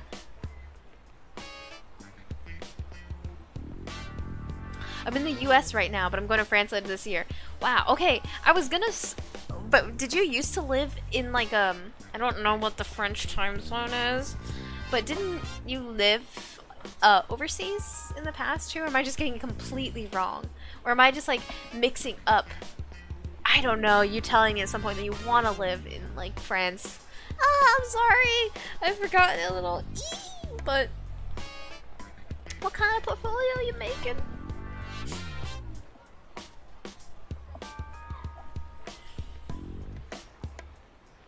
Oh, I lived over there in the past year. Okay, I was like, I swear, Still Emo is not in the same time zone as, like... I know that they're not, like... in the same time zone as me, but they're also not behind me in time. Yeah, okay.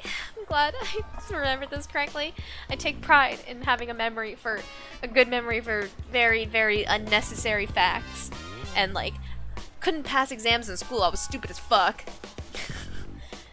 But I can remember specific text messages. But anyways, good luck in making a portfolio. Can I ask what kind of portfolio you're making? Is it like an illustration or photography, film? Well, that's very exciting.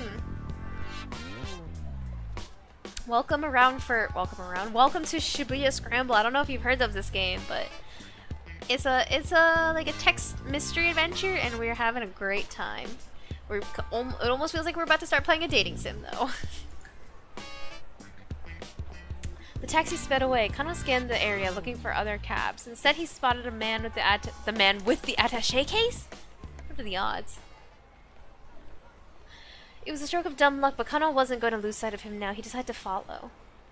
Further up along Dokanzaka, it was in the direction the perp was heading, was where Yamanate Dori joined Route 246. Maybe the guy was planning to meet up with a getaway car? Mostly oil paintings with a few other mediums in there. I haven't heard of this game, but I'm interested. Oh, okay. Oil painting. That's super cool. My cousin is an oil painter, and she always tried to teach me, and I'm actually just baffled at how you do it. I'm so bad at oil painting. But that's very exciting. I hadn't heard of this game either before playing it. I played it because Lifevirus loves it. It's one of his favorite games, and I trust a lot of Lifevirus's recommendations. He got good taste, so... Now we're here, and we're having a blast.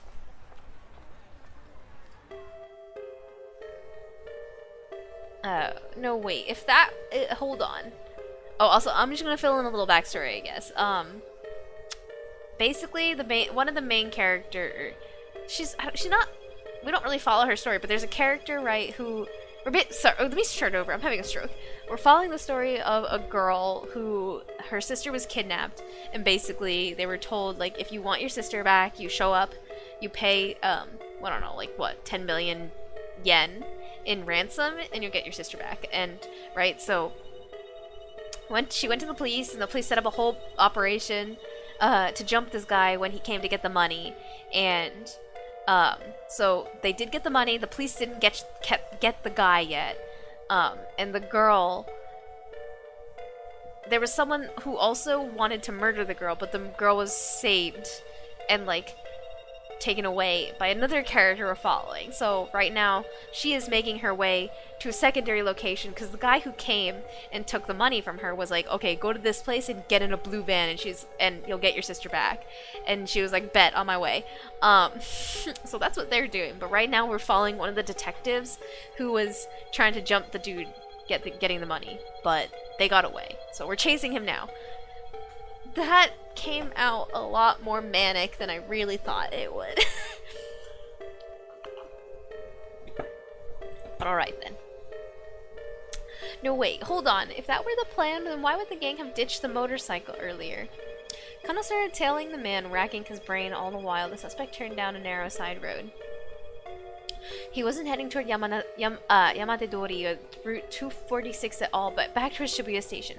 What in the world was going on? It was starting to feel like the crooks were just messing with the investigation team. Kano radioed Kuze on the wireless. Sir, I don't think there's any point in seeing where this guy leads us anymore. That's not your call to make. Oh, that's not your call to make. Keep watching him. Sir, this is a waste of time. That girl might be in danger. If Kano's argument was cut short as he saw the man hand off the attaché case to yet another foreigner. Again? How many times were these criminals going to pull this trick? The detectives broke into two groups to follow both of the men.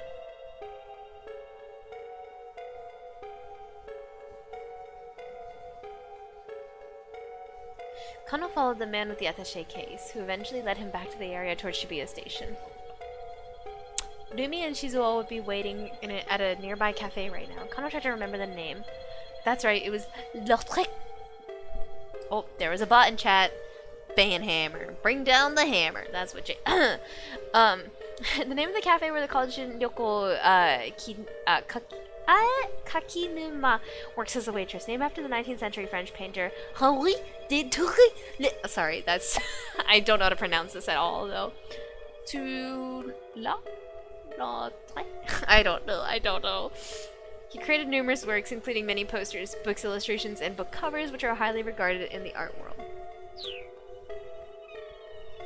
Oh god, oh, I hear the inklings. I hear the sound of 1,000 inklings. It's gonna be a little quieter on stream because I turned down global volume, but... Senju Pengu! Yo, name a more iconic duo. Senju Pengu raid. Hello, Senju, thank you for the read. Thank you for the read. How's it going? How's your stream? Hello, Softy Stuck. How are you doing today, darling? How's everyone doing? Again, thank you for the raid. I'm like 99% sure everyone here is following Senjuku, but if not, where's my cursor? What the fuck? Yo, everyone should go drop Senjuku a fat follow because they also do an amazing inkling impression. Too loose, low trek.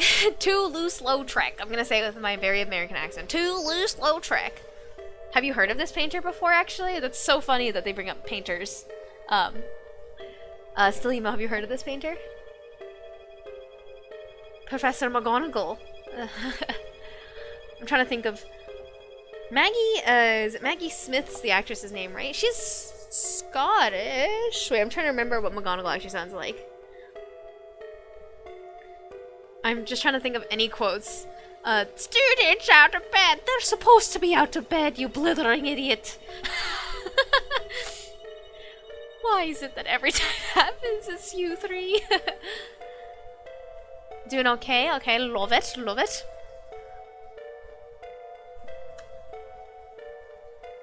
I don't know how to spell McGonagall. You know, I'm glad that, you know, I'ma say you problem. I'm glad that I get to just blast off my big fucking mouth and I don't have to spell. The benefit of being a streamer is that I don't need to type. I can be fucking illiterate. Y'all are more literate than me. Blithering idiot. That's like the only thing I really remember her saying. And like, Potter! Oh no, it's so bad. Anyways, welcome back to Shibuya Scramble. I had a good day, a long day, but a good day. That's good. Honestly,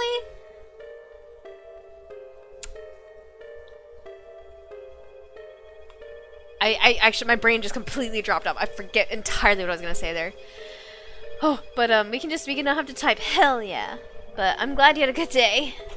Ow!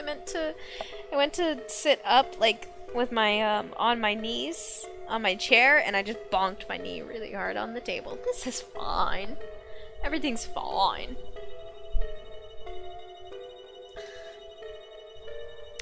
But, what was I saying? Sorry. Thank you again for read, and welcome to episode 2 of Shibuya Scramble. We are now struggling to pronounce French words. Mood of the day. He kept an eye out for a place by that name as he tailed the target. The Taji? Before long he died. Before long he died. Before long he did spot the cafe. Its large plate glass window offered a variety of a view. I just made up so many words there. What the heck? A view of the cozy interior. Oh, rotoreku. Okay. That's how you say it. That's how you pronounce it. Excuse me. Before long, he did spot the cafe. Its large plate glass window offered a view of the cozy interior. The sign out front read "L'autre." Looked like this was the place. The man with the case was at the intersection waiting for the light to change. Kano took the opportunity to peer inside. He spotted Numi right away. She was facing away from him. So the man seated across from her must be her father. I mean... Oh, Kano realized he'd never even seen a picture of him. Shizuo grew organic produce up in Nagano nowadays, but until 2 years ago, he had been a detective within the investigation division. Numi looked up to her father for his distinguished police career and always spoke quite highly of him. Kano had figured that if he became a policeman, Numi might appreciate. Oh, bruh. It was this simple impulse that led him to join the force. He literally became a cop to get the girl. Simp. Drunk when you can. Drunk. 1, 2, 3. 1, 2, 3. Drunk.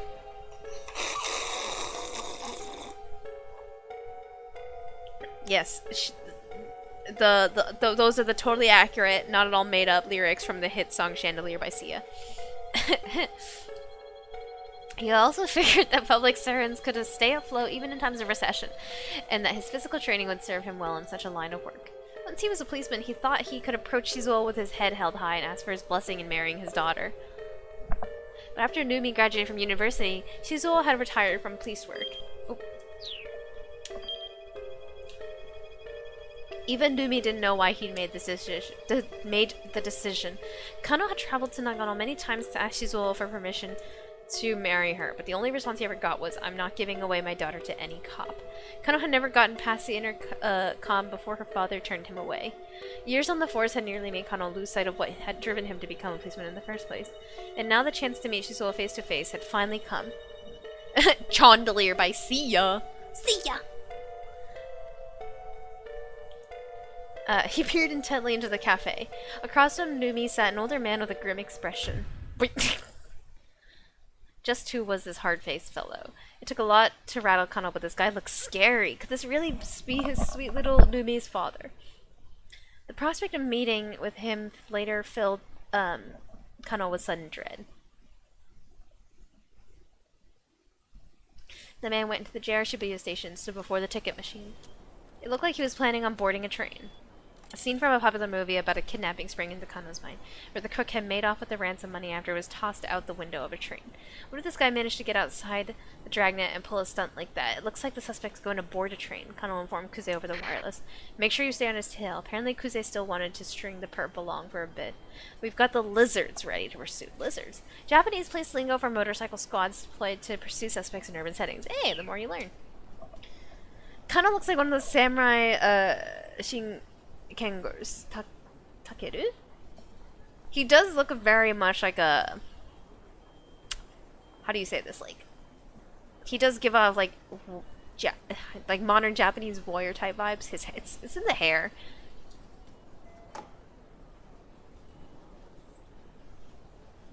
The man purchased a ticket from the machine and passed through the gate. There was no way to tell what station he'd bought a ticket for, but it looked like he was heading clockwise along the Yamanote line. Kano used his prepaid card and made his way through the ticket gate as well.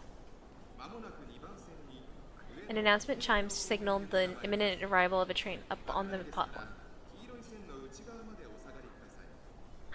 That guy at the top of the stairs is holding a Tokyu hand's bag, not Tokyu bag's hand. And the man made his way up the stairs looking calm and composed. He showed no sign of checking for pursuers. Kano hurried after him. The man stepped at the very edge of the platform to await the train. No, not ideal. There was no way for Kano to get close without sticking out like a sore thumb. The train glided up to the platform. The man gave a quick look around as he stepped aboard. Kano followed. Trains on the Yamanote line didn't stop for long, and soon they were on their way.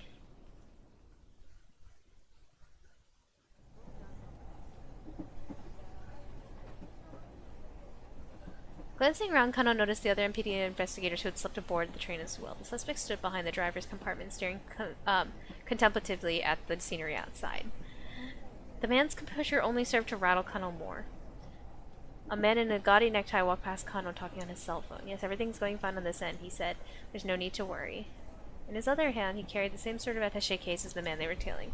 He headed right toward the driver's compartment and stood next to the suspect. Well, now, that's not suspicious. Kano leaned his head subtly, straining to make out what he could of the phone conversation at the other end of the car. Yes, of course. Yes, of course. 225 pages, all fully proofread. 225. That was police jargon for kidnapping. Kidnapping for ransom. Huh. Today I learned that was police jargon. Was this guy in cahoots with the kidnapper? Maybe the criminals had planned an attaché case swap. Kano noticed watched the newcomer like a hawk. But rather than making contact with the suspect, the man turned around and strolled back the way he'd come. He hadn't done anything suspicious at all. Yes, right. Understood. Kano stole a glimpse of the man's face as he passed, and he stopped and looked at Kano, seemingly aware that he was being watched. Kano decided to stare him down, look away. But his anxiety got the better of him, and after a moment he turned his gaze right back. Soon the two men were locked in a staring contest. My apologies, the man said. He shut his phone with a click. I know it's rather rude to talk on one's cell phone when you're on a train. That's just common decency. The man affected a smile, then headed back to the car from which he'd come. Sheesh! Guess I overreacted. What? You gotta stop staring at everyone. An oddly dressed passenger murmured into Kano's ear. Blend into your surroundings more. Sasayama, when'd you get here? Oh, he changed costumes, bro! His partner had somehow found time to change his disguise. I love Sasayama. He's my favorite. The steely expression on his face was at odds with his anime nerd getup. Kano had seen Sasayama disguise himself as plenty of things throughout the years. Magician, samurai, and an astronaut to name a few, but this was a new extreme, even for him. Weeb. When he first joined the force, Kano had found Sasayama's costuming antics amusing, wondering where he managed to find his outfits. But lately his quirk had become tedious. You like the ocean? Huh? Never mind. Sasayama pulled out a small bottle from his breast pocket. Drink this while you can, guessing you haven't eaten. What's this? Least I could do. He handed Kano the bottle, then slipped away into the next compartment. Uh-oh. Spicy. Chee! He'd pulled an all-nighter and hadn't eaten, so he was glad to have something. He took a sip. Whatever this was, it was bland. It almost didn't taste like anything. Just what had Sasayama given him? What the heck? Anything's better than nothing. He brought the bottles to his lips and chugged the contents down! He suddenly got a massive head rush, and this is all because we gave the bottle to Sasayama when we were playing Tama. If we had tried to force it to the businessman, he probably wouldn't have taken it, but that also would mean Sasayama wouldn't have the bottle. XD Lamau. He felt a heat like a burning that spread from his insides. Oh no, he's gonna get stomach problems, and then oh no, not like this. No, that wasn't right. It was an ache. It was a ferocious ache. A burning that spread from his insides to his fingertips. And there was pain. A numbing that spread from his insides all the way down to his toes. Burning, aching, hurting. Burning, aching, hurting. Burning, aching, hurting. And twitchy, itchy, sleepy, twitchy, itchy, dizzy, sleepy, chilly, willy-nilly. This was not good. This was super duper not good. He broke into a cold sweat, his forehead drenched, his body damp and clammy all over. He felt his grip on consciousness slipping. Sasayama, what the hell did you do to me? With bleary eyes, he squinted to read the writing on the bottle. Fuck, bad end. Burning. Fuck. After a few letters, Kano blacked out. Ah, I hate to see it. Like, you could actually just see it all unravel. Yep. It was just funny how, like, all the dots connected in my head. I'm like, oh, it's funny because we had Sasayama give us this bottle because Sasayama had the bottle because Tama gave it to him when he was handing out samples. And, oh my god, wait, Kano hasn't eaten it. Oh, shoot, I meant to go to the timeline.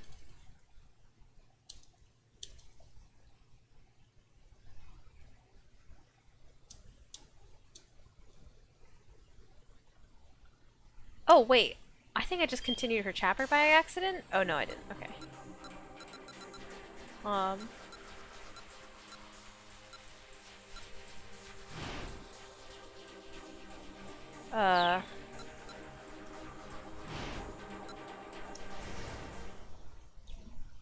Okay.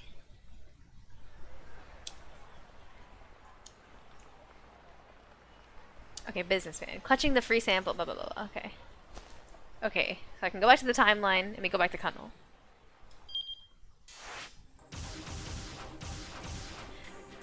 I really like this setup, honestly, for changing a single decision, and, like, it's really... The UX feels really good, like, again, no problems having to replay, and spam through dialogue or replay a sequence. No issues of, like, swapping back and forth on timelines. It feels really good to play, honestly.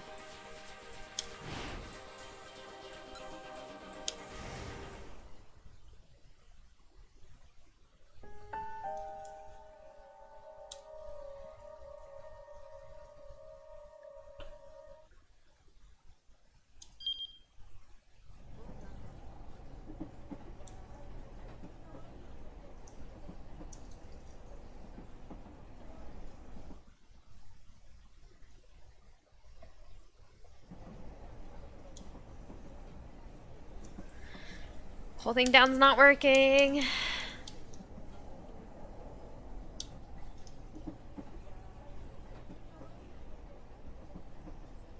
Oh, whoa! They changed! Kano had... Because it said, like, samurai and shit like that, but now it says Santa Claus, Yakuza member, Japanese folk. That's really cool that it changes it. This probably randomizes. And a Buddhist priest, to name a few, but this was a new extreme even for him. When he first joined... Okay, okay. Shut up, shut up, shut up. Oh, okay, okay. Concentrate. Keep your eyes peeled. Sasayama gave Kano a pat on the backside and slipped away into the next car. The suspect, meanwhile, was still staring out the window. The announcer's, electronic voice filled the train compartment. Next stop, Harajuku. Next stop, Harajuku. Huh?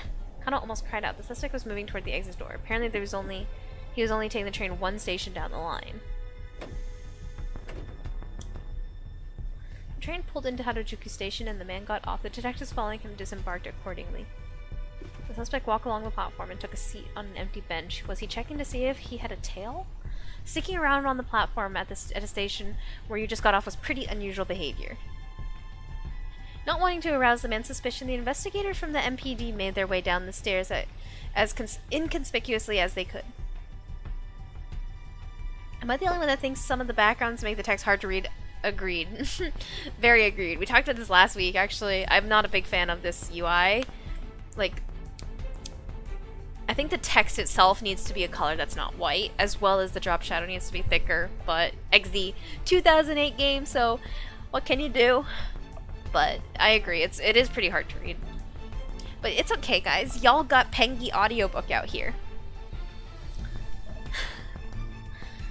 And if anything, my audiobook is proof that I'm fucking illiterate. I've misread at least 50% of the sentences that I've read today. Not wanting to... Oh. Kano, however, had a sudden inspiration and went to speak to one of the station attendants. Sorry to bother you, but I think I left something on the train just now. He tried to keep an eye on the man on the bench as he fed his story to the attendant. The suspect sat silently on the bench, attaché case clutched securely in his arms. Clutch. He didn't really look like he was checking for a tail. Was he waiting here for someone else then?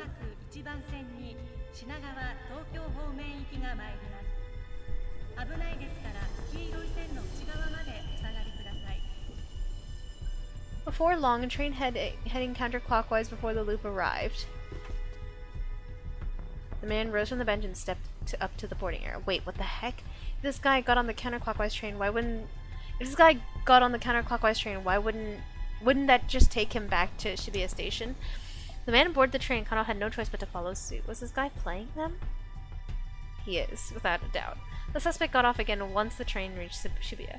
All he'd done was go to Harajuku, then come right back. Kano reported into Kuze. The suspects returned to Shibuya Station. Acknowledged. Keep tailing him. Kano felt himself growing increasingly paranoid. The criminal organization didn't seem to be keen on getting away. And here was HQ giving these guys free rein. Something was off. He was sure of that. I mean, that's not the case. They're just leading them on a goose chase, no? As he tailed the mark, Kano took out his phone. What was Tateno's instincts about the case right now? What were Tateno's instincts about the case? If the senior detective had any advice, Kano would love to hear it. He dialed Tateno's number.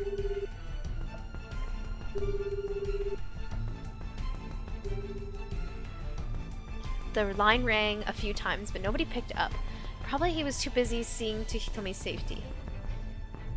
Kano felt bewildered. They'd been letting the suspect lead them around for over an hour now. During an abduction case, you generally didn't update the victim's family on any developments in the case in case they tried to interfere. Kano could only imagine what the Osawa family was going through right now. After a short walk from Shibuya Station, the attaché case was handed off yet again. This time the recipient was a tall, dark-skinned man.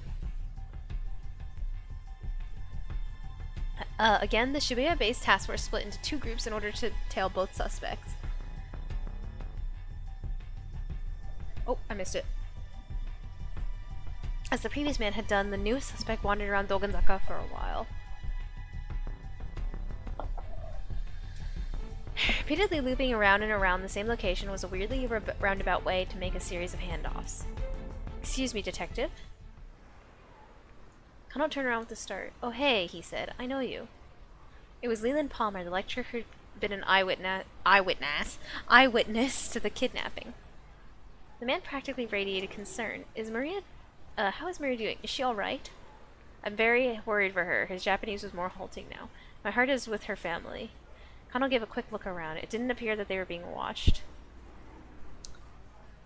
Maybe Palmer knew more than he told the police earlier. If Kano talked to him now, he might get some additional clues. If the syndicate spots us, my cover's blown. We're hosed. I can't stick around like this. Clues. Maybe Palmer knew more than he told the police earlier. If Kano talked to him now, he might get some more additional clues. Actually, Leland, do you mind if I ask you a few more questions about the party where the kidnapping occurred? Leland squared his shoulders. No, please. No, please. Ask anything. Do you know what time Maria showed up at the event? Leland hesitated, thinking. He probably around 6 o'clock. Give me 1 second, I need to adjust my wire on the headset. There we go.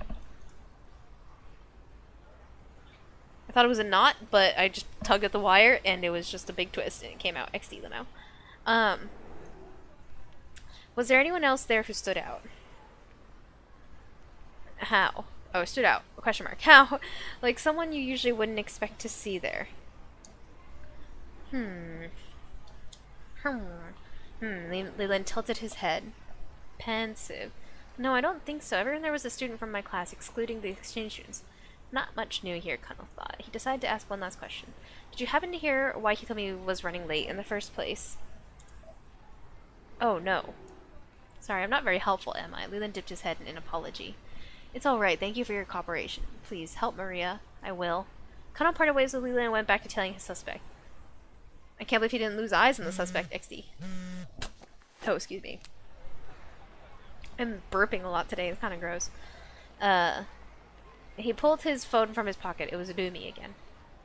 It's weird that she called twice when she knew he was in the middle of something important. Had something happened while she was waiting at the cafe with Shizuo? Kano picked up hurriedly. What's the matter? What's the matter? You know what the matter is. Rather than Dumi's soft soprano, it was threatening masculine voice that came over the phone. Uh-oh. Kano felt his whole body stiffen with dread. Is this my father-in-law speaking? Or father-in-law to me? Well, bro, you ain't marrying her at this rate, XD. He's gonna ban it. Or, he's gonna not allow it. Don't remember being anyone's father-in-law. The speaker's tone was firm and flat. No, I know. I just, Kano found himself at a loss for words. So you're dating my daughter, huh? Yes, sir. Sir, yes, sir.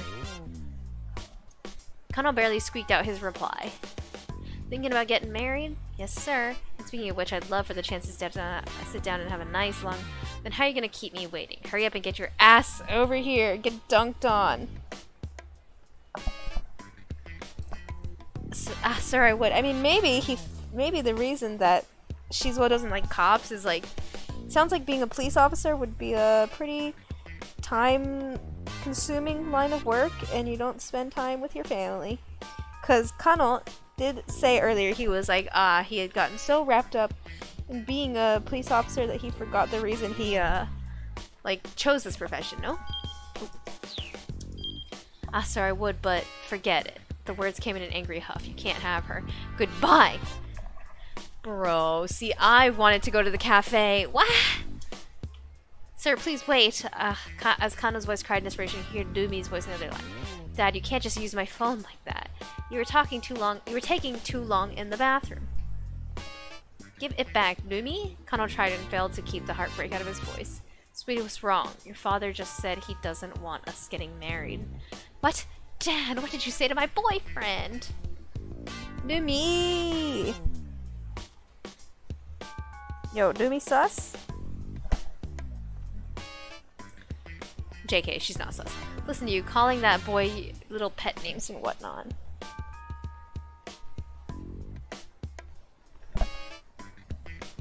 Daddy, you haven't even met him. This is why I told you to have him come see me. How long's he gonna make me wait? Kinda listened as the two argued on the other end of the phone. The phone must be lying somewhere between them. Could this get any more awkward? Numi, I'm sorry.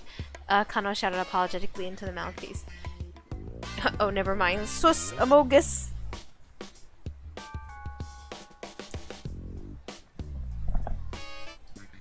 This is all my fault. Please, you don't have to fight like this, Kano shouted. The phone clattered as Numi scrambled to bring it to her cheek. No, I'm the one who should be sorry. Sorry for what? It was Shizuo again, grumbling in the background. You have nothing to apologize for. I'll deal with my father, Numi said hastily. You just focus on work, sweetie. I know you're in the middle of something really important. Thanks, Numi. Bruh. Look at his smug little smile. Kano was legitimately touched. Bruh. This is all around such a bruh. I'll do my best. Kano hung up and went back to task at hand, more determined than ever.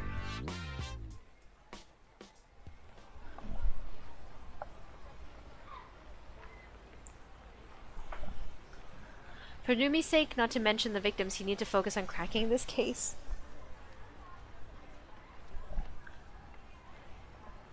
The man he was tailing was walking several meters ahead.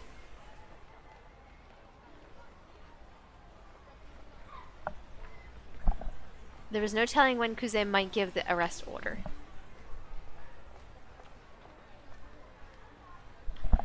Kano braced himself to spring into action the very instant the order came down. Mobile command to all units. Case. Get it right when we're looking at the case. Haha, good one. Once more the director's voice came over in the wireless. Was it time to make the arrest at last? We've identified the man who first picked up the attaché case by the statue of Hachiko. No arrest yet, but still a crucial development. Bruh, this is such a creepy picture. His name is Tariq Al-Karan. Karawan? He's got priors for larceny, legal possession of narcotics, you name it. He belongs to a foreign criminal syndicate that's operating in Shibuya. Kano felt his apprehension rising. Gonna go now. Bye, have fun, everyone. Bye-bye, Hudson. How about meow for the road? Kinda cursed, but have a good rest of your day. Thanks for stopping in. If the syndicate was behind the kidnapping, they were anything but amateurs. And though they might be leading the police on a wild goose chase, they certainly weren't playing around. Ooh, to be continued. Okay, okay.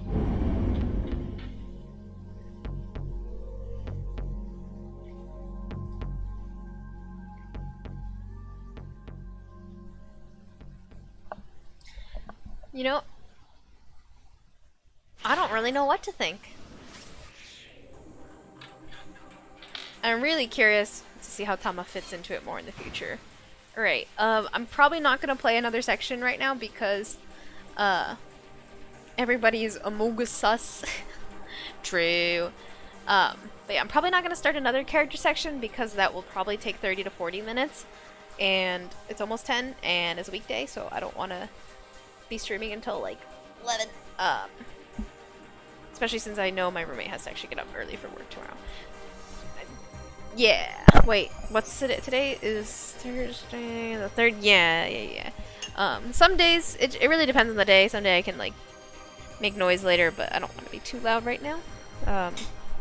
So let's see. So we're in the 11 to 12 hour though. So we've played Kano, Achi, and Tama. We haven't played Osawa or Minorikawa yet, but all I know is everybody's fucking sus, and I have no clue what the fuck is going on. And I'm just truly baffled at what the actual, like, how the story is gonna go. But yeah, very exciting stuff indeed. So, wait, what's today? Today's Thursday. So, next week, art streams are going to be coming back because I finally kind of figured out what I want to model. I was kind of floating along, not sure what I was doing for a hot second. You know, it do be like that, but I kind of now know what I want to do again for the art streams, which is good. So then, Shibuya Scramble streams will be on Sundays in the evening from now on. So next Shibuya Scramble stream on Sunday, but the next stream in general will be Saturday. Also, I've realized my brain wanted to ask people what their thoughts on who's sus and who's not right now is, but it just didn't do that. So I don't know who we think. I know Life Iris, you know the ending, but who we thinking is sus? Who we thinking sus? Hitomi? Hitomi a little sus still, IMO.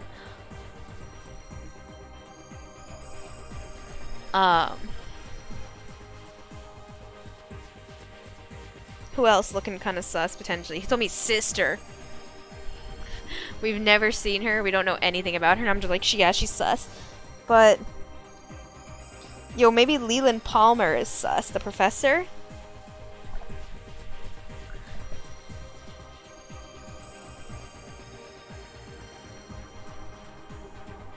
But yeah, anyways, not looking to launch a whole discussion, but I'm just like really genuinely person got kidnapped literally trying to survive.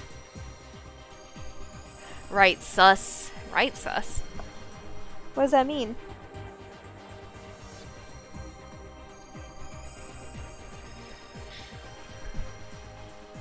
But anyways, sorry, I keep getting distracted. Yeah. So, next stream is gonna be on Saturday. We'll be back with Kingdom Hearts 2 in Saturday in the afternoon. And then Sunday will be the next Shibuya Scramble stream. So, I'm making fun of the fact that you think the abductee is sus. Listen. I've seen it before. Plot where the abductee stages getting kidnapped because they want money from some of their family or something, okay? Okay. So, shut. It's just a crappy theory, okay? Leave me alone, grr. But anyways. Penguin Coco is sus. It's true. I am sus. I am the imposter. It's true. But yeah. Anyways, thanks again for tuning in today, guys. And I shall see you alls on Saturday for Kingdom Hearts. Right? Have a good rest of your evenings. Good evening, lads. Bye. Hee.